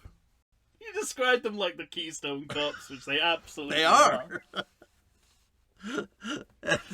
Like, how could somebody sleep right now? And they're like, yeah, she was on a late shift. And then she opens her eyes as though she sees and hears everything. She's never really asleep. But Lecter just walks into her home and she stays asleep. But isn't this, again, not sure this is the movie's intention, but it's how I'm reading it because this is the movie I want to see. That describes so much criticism, doesn't it? So much film criticism as a concept. But isn't the idea is like she wants him to come? She's just like, is it like letting the vampire into your house, the night vampire, when the night vampire comes? When the night vampire approaches, you know that's the thing is like light a candle and fall asleep. That's you'll probably be okay. That's there in the original Dracula book is the idea that you can't, you have to invite a vampire into your home, which means all the women who get attacked, it's their own fault. They were literally asking for it. Right. That was what Bram Stoker's point. I wonder if they're making a similar point here, where it's like, subconsciously or not, she wants her to come, and it's got nothing to do with Ridley Scott not thinking through the scene that he's directing. Because we see no evidence of that so far. No, not for the whole 4 hours we've already watched this movie. I not only thought that... It's long, right? Isn't this 2.5 hours or something? It's not, no. That's what you think it is, but it's over 2 hours. Okay. Silence of the Lambs is not a short movie. Feels short, though. This is like 2:15, 2:16, something like that, I think. I not only thought Tony Scott might have directed some of this, but I thought maybe Tarantino did some additional dialogue, like in Crimson Tide, because there's a whole sort of shapely feet dialogue coming up, and I'm like, kink, shame, and foot people. Did you hear what? I know Uma Thurman and Tarantino are sort of estranged, but are they? She was, yeah, because he made her do something in the Kill Bill movies that kind of fucked up her back for life physically. Like a stunt, she said, I'm not going to do this. This is going to like leave me in chronic pain for the rest of her life. And he said, do it. I'm Quentin Tarantino. She did it. She's in chronic pain for the rest of her life. Fucking shit. But Maya Hawke has done something with him, her daughter. And he said, did Uma give you any advice about working with Tarantino? And she's like, she just said, cover your feet. Isn't that great? That's amazing. Amazing dig. Oh, man. And this is, speaking of uncovered feet, we get Anthony Hopkins' uncovered head. Because he takes off his Lecter toupee and he's just going around basic bitch Anthony Hopkins. Yeah, right. With a vest on. This is where I like him the most, though. This phone call with Starling and all this shit. It's really I'm is having where a good time with him in these this moments. I mean, it's fair to say that this performance kind of belongs more in this movie, not because necessarily because the movie is worse, although it is. It is. But because the movie is, as you said, fun garbage. Mm-hmm. And this is the kind of to have and the sort of relish of but weirdly enough, he actually sort of becomes more understated and nuanced. Right. So maybe it's just he goes against the grain of whatever movie he's making. But I find him very affecting in these scenes. Although again, the movie's not kind of meeting him halfway when it comes to scariness. No, yeah, no. Because and the that's best the thing they've got is that mirror thing, where you see where it's like a fun love that mirror. shot. It's fucking great. It's like what is that? What is? It's like ooh, like is the audience supposed to be like, no, Hannibal Lecter's so coming. great. Look at him So with funny. his two massive eyes.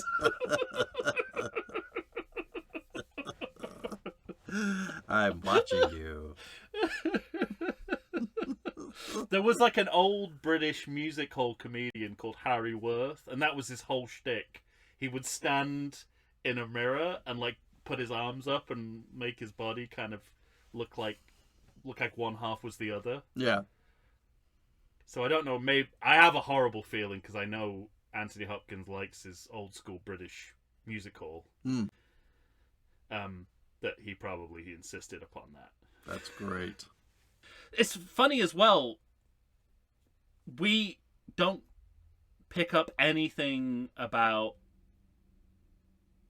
to be frank, the Silence of the Lambs. Like that whole backstory.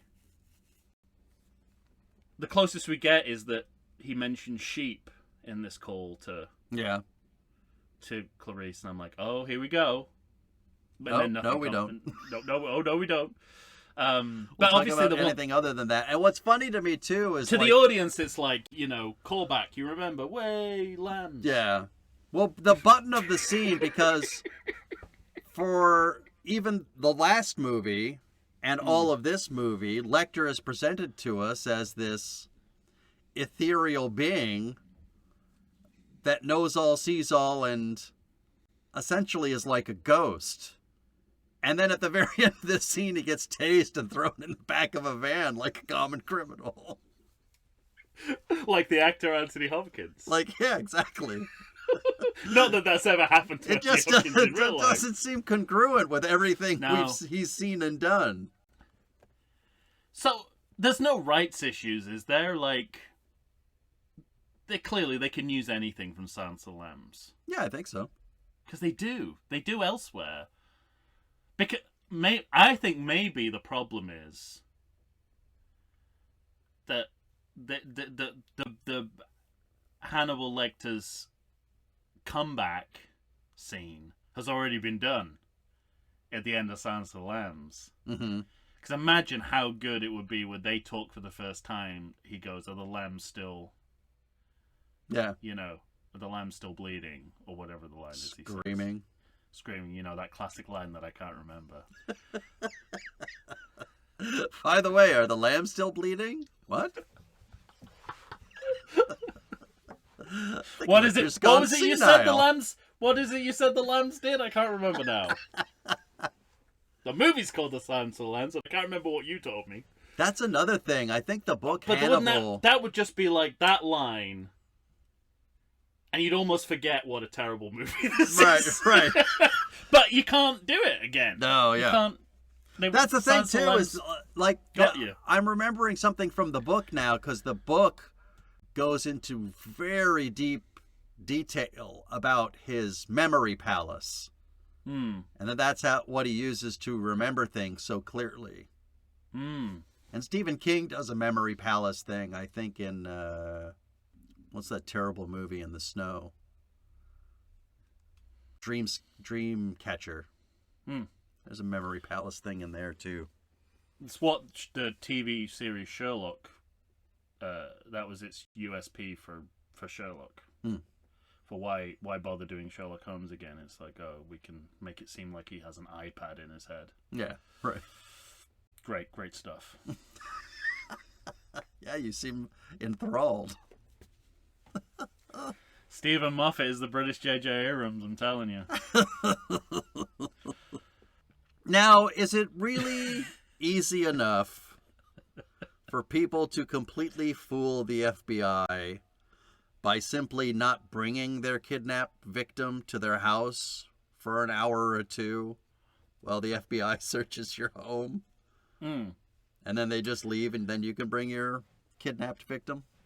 Movies and television will tell us it's been the case. And, you know, the reality of the FBI makes me think probably they are that incompetent. But, you know, dramatically it doesn't work. That's the problem. You want to feel like they're, you know, formidable in some sense. Yeah. Otherwise, what are we doing any of this for? They keep showing us very long shots from away from the estate. Yeah. To the point where I think to myself, the FBI could have set up on that hill and just watched. Sure. Yes. And it's not even, you know, the Trump administration FBI right. yet. This is like what George W. Bush. George W. Bush, though. Actually makes total sense. Forget I questioned any of that.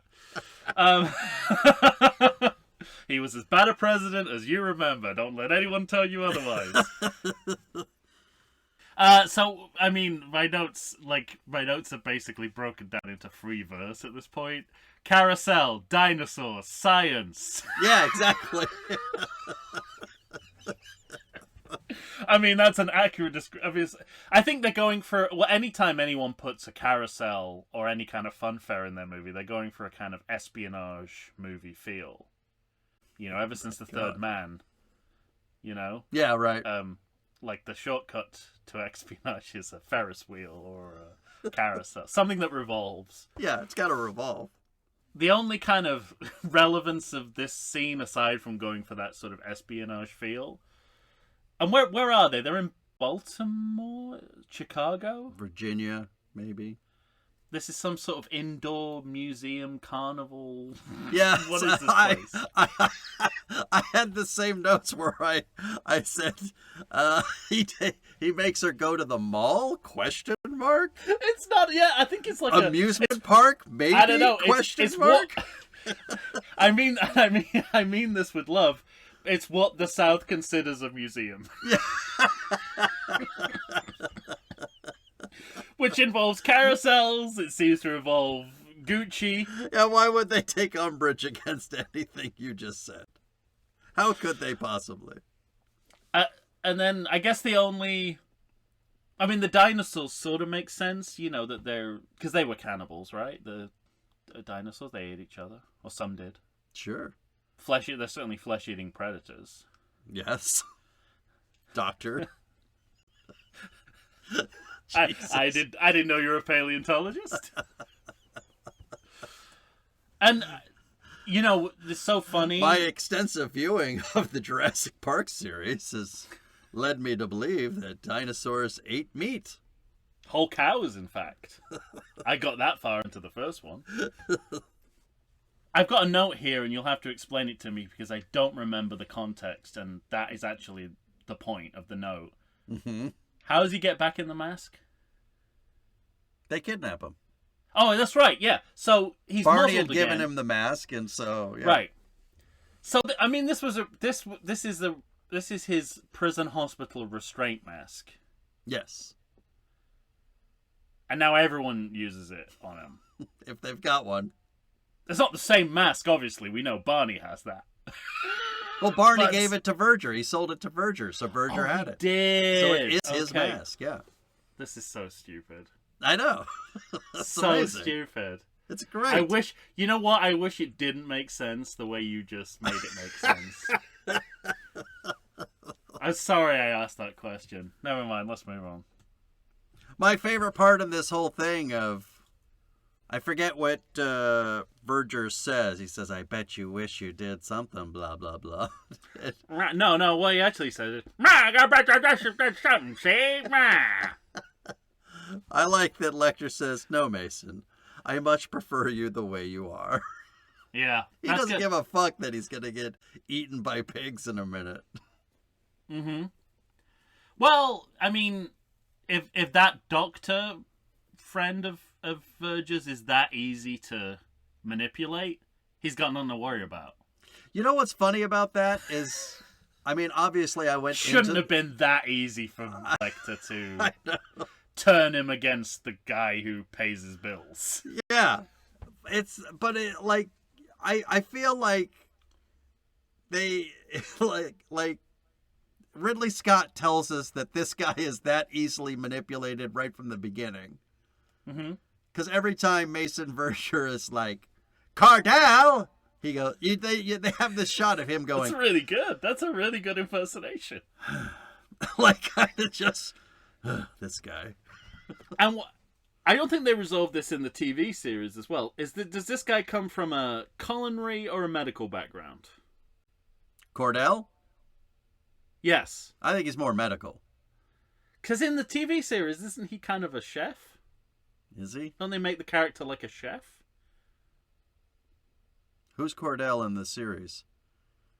Oh, I don't know who the actor is. Is it an actor we know? And that's the other thing. Like, this is... And this is a retrospective black mark against Hannibal, but the TV series Hannibal has all this content. Yeah, exactly. All of this is covered in that too. Right. And you don't hate it the way you hate it here. Exactly. Yeah, so it doesn't make sense. And then because Hannibal is our hero, he saves Clarice from the man-eating pigs. Yeah. I mean, it's like the monster in your fairy tale suddenly just switch sides. Yeah. It's just like the selfish giant was just suddenly like, no, I'm gonna let you. I'm not gonna grind my bones to bake your bread. I'm gonna make you a sandwich. He picks her up and just sort of stands there still. Yeah. Even though his feet are exposed. But Clarice has shot some people, so I guess I can see that they're bleeding. But the way Lecter stands, the way Hopkins just stands, it's like he knows a lot about wild hogs. And he's like, if I'm just still, they won't attack my feet. They'll smell the blood, and they'll get that guy. And Which then again I is can escape. Very Jurassic Park, inventing bullshit explanations for what animals do. Yeah. That we couldn't possibly know. Right. But this is where it gets good. Mm-hmm. This is where the movie kind of earns its keep 40 minutes in Europe, or whatever it is. Finding out which pickpocket someone hired to get a fingerprint. And it starts badly with stupid people ADR, with Ray Liotta driving up to his house, and he's like, just don't, what is it, Yeah. call, or I want no calls, I want no interruptions so that my head can be sawed off and my brain eaten. That's exactly what he says. And then this is where really Hopkins, maybe because, well, no, it makes no sense, because when he's in a cell in Silence of the Lambs, and that's where he's doing the big acting. I thought maybe because he's at home, he's a bit more. Maybe it's the domestic that brings out the more relaxed side in the character. But I have to admit, I really respond to it in this final scene. It's like the best he's ever been. And it's exactly. It's the best he's ever been. It reminds me of how Brian Cox did it. It's obviously it clearly inspired what Mads Mikkelsen did with the character as well. Clearly. Well, no, because he, this idea of like, I'm Mads Mikkelsen come up with it on his own. I'm exactly. Not saying that. Thank you. I'm not saying that. He's a great actor, but Anthony Hopkins is no slouch either. Yeah. But just the idea of like playing it, and I think I do give credit to Hopkins for doing this, because there are different ways to play this scene. Just playing it as if you're welcoming someone to your home for a dinner party. Yeah. Yeah. I mean, he literally says, "Good, you brought the wine." I do like the way he kind of plays that scene, and now he's dressed all formally. Right. And I think it's this side of Lecter that is actually interesting for a sequel to open up and tell us about, because we haven't seen it yet, and it's interesting. Yeah. And we sort of do need... No, we do need to see it, but if the characters to go on, we need this dimension a little bit. It's sort of like, you know, this grotesque dinner party, which again will remind us of like Texas Chainsaw Massacre. You know, people are tied to the table, forced to, you know, the original cannibal classic, you might say. but this is the bread and butter, pun intended, of Right. of the TV series. You know, the TV series is kind of, the first season is like conceptualized around different courses of a dinner party. Yeah, which I think right. is amazing. I love that they keep doubling down on on Liotta's shittiness. Yes. So that you're without sympathy to him right up to the point where his brain gets eaten. It invites us to enjoy him being eaten, and I think that's what's kind of cool about this scene. Yeah. Because Is there's that that moment, I can't remember exactly, because there's just so many terrible things that he says, but Oh yeah.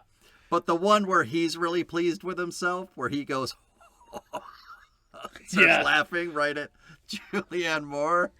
Fuck, it's so funny. I think the reason why this scene works so well is that drugging and brain removal makes no difference to Ray Liotta's performance Yeah. of the role. Yeah, And exactly. it's the only actor you could say that about, I think. Right. One of the... Again, I think I made the comparison. Maybe Nicolas Cage could pull this off too. Mm-hmm. But it's really just these two guys. But what's funny to me too is that, like I said, Julianne Moore is fine in the film, and I think she gets better as she goes along. But for me, all three actors are their best in the movie in this scene. Yeah, maybe... Well, I mean, is this the first time they're all doing a real scene with each other? Mm-hmm. Certainly for Julianne Moore and Anthony Hopkins. This is literally the first time they're doing anything together apart from him saving her from pigs. Right. Real, no fooling pigs. And anyway, I can, you know, it's fair to say I can see where the digital brain starts. Yeah, right. But And that's the only problem I have with it, or those medium still visceral. shots where Yeah. where that top looks like it's sitting outside of his skull, like it doesn't really fit, you know. But it's still visceral. I think they Yeah. film it in a way that it remains. And especially visceral. like the peeling back of that one layer that's over the brain. The brain and sac. Yeah. Yeah. I really wanted him to kind of, you know, like with fish skin, Mm-hmm. you can like fry that up And skin, make, like crisp it make up. like make like chips chip. out of it. Yeah, I wanted him to do that with the brain sack. of course you did.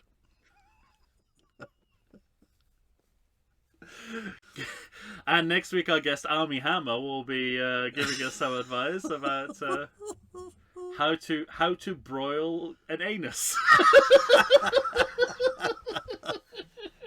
I have here a Liotta anus. Yeah, it's like, it's funny because they were making a I don't know what, honestly I don't know what movie they were making. They start off with an action movie, and then they go into mostly an FBI agent sitting at her desk movie. Yes, one of those classic movies. Interspersed More with, like War of the Worlds. yeah, exactly. Starring Ice-T. But Ice Cube. but finally, at the end of this movie, they're reminded that you know, the last movie was sort of an elevated horror movie, and they're finally getting to that. Yeah, exactly. And they're you know, by the time you get to them feeding Ray Liotta his own brain, which is a delight. It's great. It's really. I wouldn't say it's worth going through all of that. Yeah, exactly. But it's goddamn close, isn't it? Yeah, you know, it's like shitty hotel, but they put a mint on your pillow. Right. Yeah, at the end of the night, I like- did get that mint. Yeah, you're just like, you know, it's like it could be worse. I could not be eating a chocolate mint right now. Yeah. That's how I feel about this scene. And you know, the fight, obviously the drugging. It's interesting that you say that they go further with that in the book, but what it does here is it kind of evens up the physical power because, Yeah. you know, little old Anthony Hopkins really in a fair fight should be no match for Julianne Moore At all. Yeah. I mean, you know, and I think were this Jodie Foster, there'd be no way to play off that she couldn't kick the shit out of him. With Julianne Moore, there's a little bit of deniability, but you still need the drugging. I wrote down that he was a fridge bully. I think my favorite moment of the double act of the kind of Liotta Hopkins double act is where he just absent-mindedly throws a tea towel onto his phone to cover up his brain. Over the brain. Yeah, he's like I don't. It's like I know I started on. I'm this, done with this guy now. Even I don't even want to look at it anymore. Yeah. And it felt like such a physical comedy ad lib. I thought that's. Great. Oh, I always thought it was more. I kind of equated it to like Joe Pesci in My Cousin Vinny when he's like, "I'm done with this guy." Yeah, yeah. But I thought it was almost like almost telling the audience, "Yeah, I know it's gross. It's actually getting too gross for me, the guy who came up with the idea in the first place." Yeah. So I got two problems after this. Well, one problem and one question. Okay. Because this does not happen in the book. So this is an invention of the movie. No. Do you believe for a second, or do they at least make you believe, that Hannibal Lecter would cut off his own arm instead of Clarice's? Yeah, I'm fine with that. Okay. That's what the my other problem doing. with it is it makes it so much harder for him to escape. And the fact that these cops are 2 minutes away and he just goes back to being the magician he is and disappears is that's the nonsense. problem I have with it. Yeah, that's the problem I would have with it. Because I think the movie's doing that in lieu of having that's their way of saying he loves her. He'd rather cut off his own arm than see anything bad happen to her. Yeah. So that's the movie's way of getting around them ending up as a couple, because that is in a way that's a greater act of love than them becoming a couple. Okay. So I think that's as close as they get to addressing that. I think it intellectually makes sense, but practically it's there we go. Doesn't seem to work. And then, as it doesn't sound like that I enjoy David Mamet's writing, given what we've said in this episode. And obviously, I have a lot of problems with the man and some of his work. But this is cinema. Screenplays don't get any more idiosyncratic than this final scene with the kid. This is where I'm like, this is the first time I'm glad David Mamet is writing this, because no one else would think of ending the movie this way. Right. And yet, on its own, as a scene between two characters, I think it's great. I love it all. I love the idea. Like, it's like, let's end this movie by talking about airplane food. Why the fuck not? What is this movie? Who cares? Let's have a weird scene to end our movie. And I don't think you'd like that. It's such a fucking weird scene in bizarre. So many respects. First of all, I like the idea that, and I don't know if this has ever come back again, but that he's good with children. For some reason, that makes sense to me. I don't know why it makes sense, but I'm just sort of like I'm just going to talk to you like a regular human being instead of that. I can't actually do that with actual with grown people. Yeah. And I just love the discussion of airplane food, and he's got his little Dean and DeLuca. I want to say, set. And then he makes it about adventurous kid eaters. Like, I would have preferred that as a backstory of that scene is in one of the books, but but there's something weird about it. Like, I almost want to say that it's like a last scene from Silence of the Lambs, and then they put it in this. I don't know if that's right. I'd have to go back, but maybe it's from Hannibal actually. But I feel like they took something from something else and put it in this movie. Well, that's exactly what it looks like. But Yeah. but nonetheless, I really enjoy the way it's written. Like how important it is to eat adventurously as a child, and relating that to the idea of an adult cannibal. I think it's really Hilarious. It's fantastic. it's very it's Good kid performance. Good Anthony Hopkins performance. yeah. You know what's the funniest part about it? What? Circle wipe and we're out.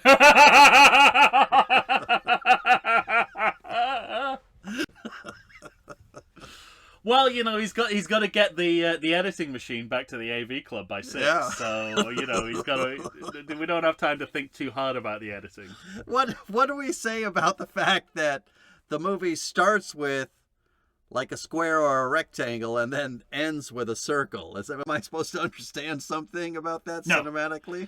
Or is it just stupid? Did they just make a mistake? They didn't make a mistake. Okay. I think they just it's we need something on the level of the pigeon face for the end of the movie. What are we gonna do? And they found it. Okay. That's what I think. But yeah, I mean, nonsense. This is like kindergarten directing. Yeah, it's fucking great. All right, credit check. Yo, it's amazing how quickly we got to the end of that. Once the movie started being good, Right. it ended. But it's true, isn't it? Yep. It's like 2 scenes worth of Glory. of functional content, Yeah. and that's on the back of the DVD too. Yeah. 2 scenes worth Two of functional scenes of content. functional content. Roger Says Siskel and Ebert.com. Ebert. Yeah. RogerEbert.com. We end on a choir singing, which is always the kind of stereotype of elevated horror, that it needs to have elevated music, and this is a classic example. And it also just shows how it's all surface. Like, A nothing lie. about these final 2 scenes is in any way classy. Yeah. Special makeup effects created by Keith Vanderland's Captive Audience Productions, Inc. Now, that's a name. Holy shit. That is... that name inspires confidence. a name and a role that doesn't inspire confidence, however. Additional second assistant director. Right, okay, so first of all, there's double second in there. Uh-huh. Okay? You are not going to believe the name of the person, given what happens in this movie. Jim Shabadoo? No. Julian Brain. Julian what? Brain. Which makes me think, given that he was the additional second assistant director, that he only filled the scene with the brain, because we're like, who are we going to get to direct the brain scene? Julian Brain. Get the brain guy. His name is literally Brain. Did you notice the Freddy Krueger style sign off at the end? The movie, the credits end, and you hear him go ta ta ta ta, age.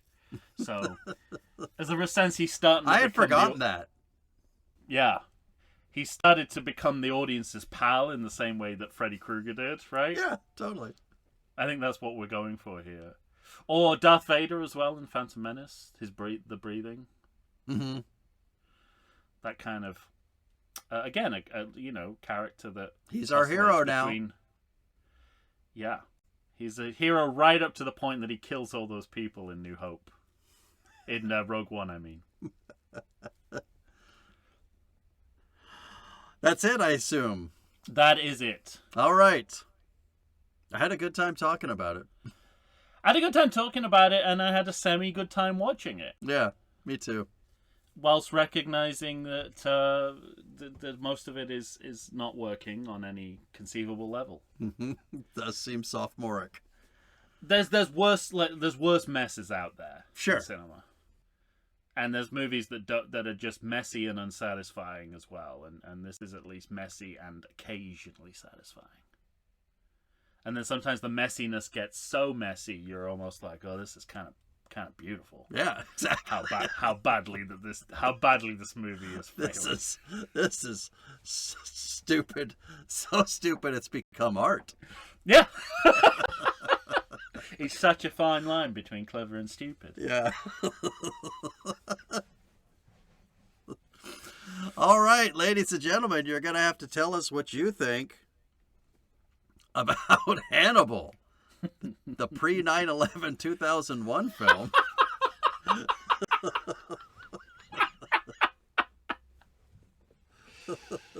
I don't know if you've heard the recent "How Did This Get Made" episode.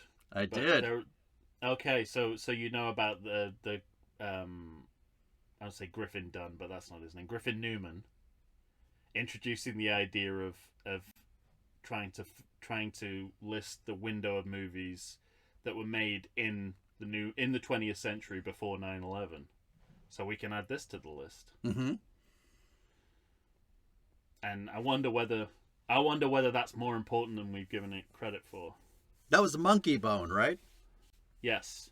Would this have been a different movie if it were made post 9/11? Who's to say? Is this one of the few movies where being made pre and post 9/11 makes no difference? Yeah, I think so, yeah. David Mamet would say, I'm not changing a thing. It was an inside job. What are you talking about? It's funny that it's kind of a quirk of all of these movies because, I mean, for one, for Silence of the Lambs, it's fairly remarkable because that was a February release as well. So for a February released movie to stay in the consciousness long enough to even be nominated, much less win Best Director, Yeah. Picture, Actor, like to win all the awards that it did. And it's like the good luck token of the series because all these movies, or these sequels rather, are released in February. So we should be referring to the Silence of the Lambs as dump month classic. Yeah. The Silence of the Lambs. Mhm. Wow. Yeah. Yeah, you can only beat the odds so many times. That's why they're the odds. Yeah. Exactly. That's why they call it. That sounds like something David Mamet would have written. In better times. By the time we get to our next film, Hannibal Rising, the house is winning, taking all your Yeah. money. Yes, indeed. Indeed. I'm making a stock of your sister. Would you like some soup, little boy? Sure. Sister. All right. So that was what Darth Vader meant in Yeah. Jedi when he went Sister. sister. He was thinking of a soup he'd had. Yeah. All right, ladies and gentlemen, you're gonna have to tell us what you think. Everything you want to tell us about Hannibal. Find us on Facebook, Instagram, Threads. Got to Threads early. Look at me. Yeah. Blue Sky. Now I forgot all the others. I'm not. It's been a while since I've done any posting. I'm not sure Threads or Blue Sky even exist anymore. Oh, excellent. They're just crazy old wizards. X. Mm-hmm. X is so dumb. Yeah. Still not on LinkedIn. I'm working on it. Oh? Yeah. What? Got nothing else to do. I think you changed our email password, right? I have to do that frequently so I'm able to get into our email. Why can't you just remember the whatever last one? I Write it don't down know. somewhere. Take a picture on your phone. What are you doing? I never remember to do it at the moment of logging in. Every time I get onto my own email account, it says, "Hey, you want to sign into this other account?" This is something. This is something that I'll admit I'm negligent on, because right now I've got a situation where every time I want to use Apple TV, it makes me like scan a QR code and log in with my phone, and I don't think that's supposed to happen. It's got to the point where it doesn't believe that I'm who I say I am. Yeah, exactly. You're not Tom Stewart. I need you to take a photo of this and then prove to me that you're actually watching this and not a Russian bot. All right. Or send an email to everythingsequel@gmail.com. Maybe we'll get it. I don't know. One of us will. We'll get it. I don't know if we'll see it. Yes, indeed. All right. Pigeon. Send us a carrier message by pigeon. pigeon. Yeah. Never fails. Unless it meets Barney. Well, he didn't. Are you saying he killed that? That's a conspiracy theory that he killed the pigeon just to garner sympathy for himself. I don't know. He brought it up to his house. He put it on that windowsill, and then he's like, "Get the fuck out of here!" Like when he got that other one, he's very dismissive of that sad pigeon trying to, remember his friend. He's like, "You've been sad enough for long enough. Get the fuck out of here." For Tom Stewart of Lonesome Whistle Productions, Michael Shantz here of the How Dare You Awards. When you hear us next, you'll be hearing us talk about Hannibal Rising, a conspicuous, odd movie. I'm looking forward to chatting about that one. All right, say goodbye to everybody, Tom. Nobody beats the Riz.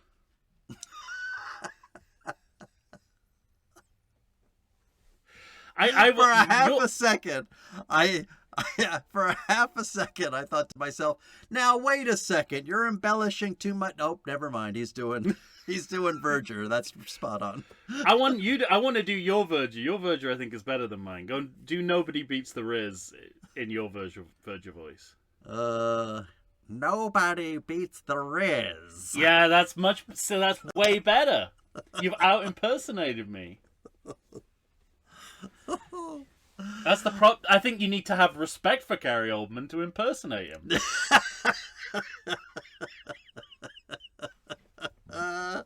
You're trying to make him sound more foolish. Love you, Gary. Call me. It'd be great if we could have all your enemies on the show. Oh my! It'd be like that the beginning of the Batman '66 TV series, where it's just this profile of goons. Yeah.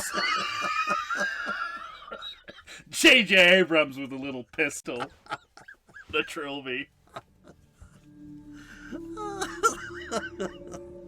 All right, everyone. Thanks for listening. We'll be back next week.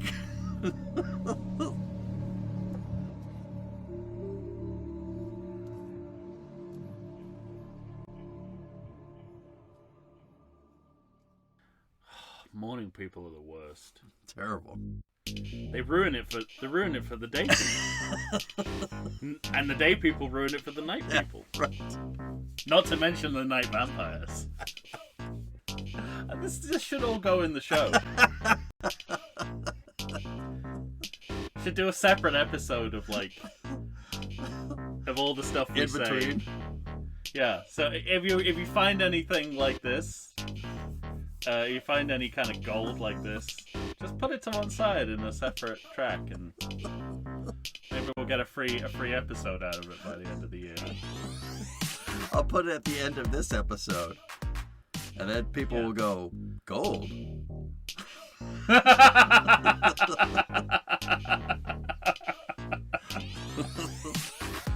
All right, here we go in 3, 2, 1.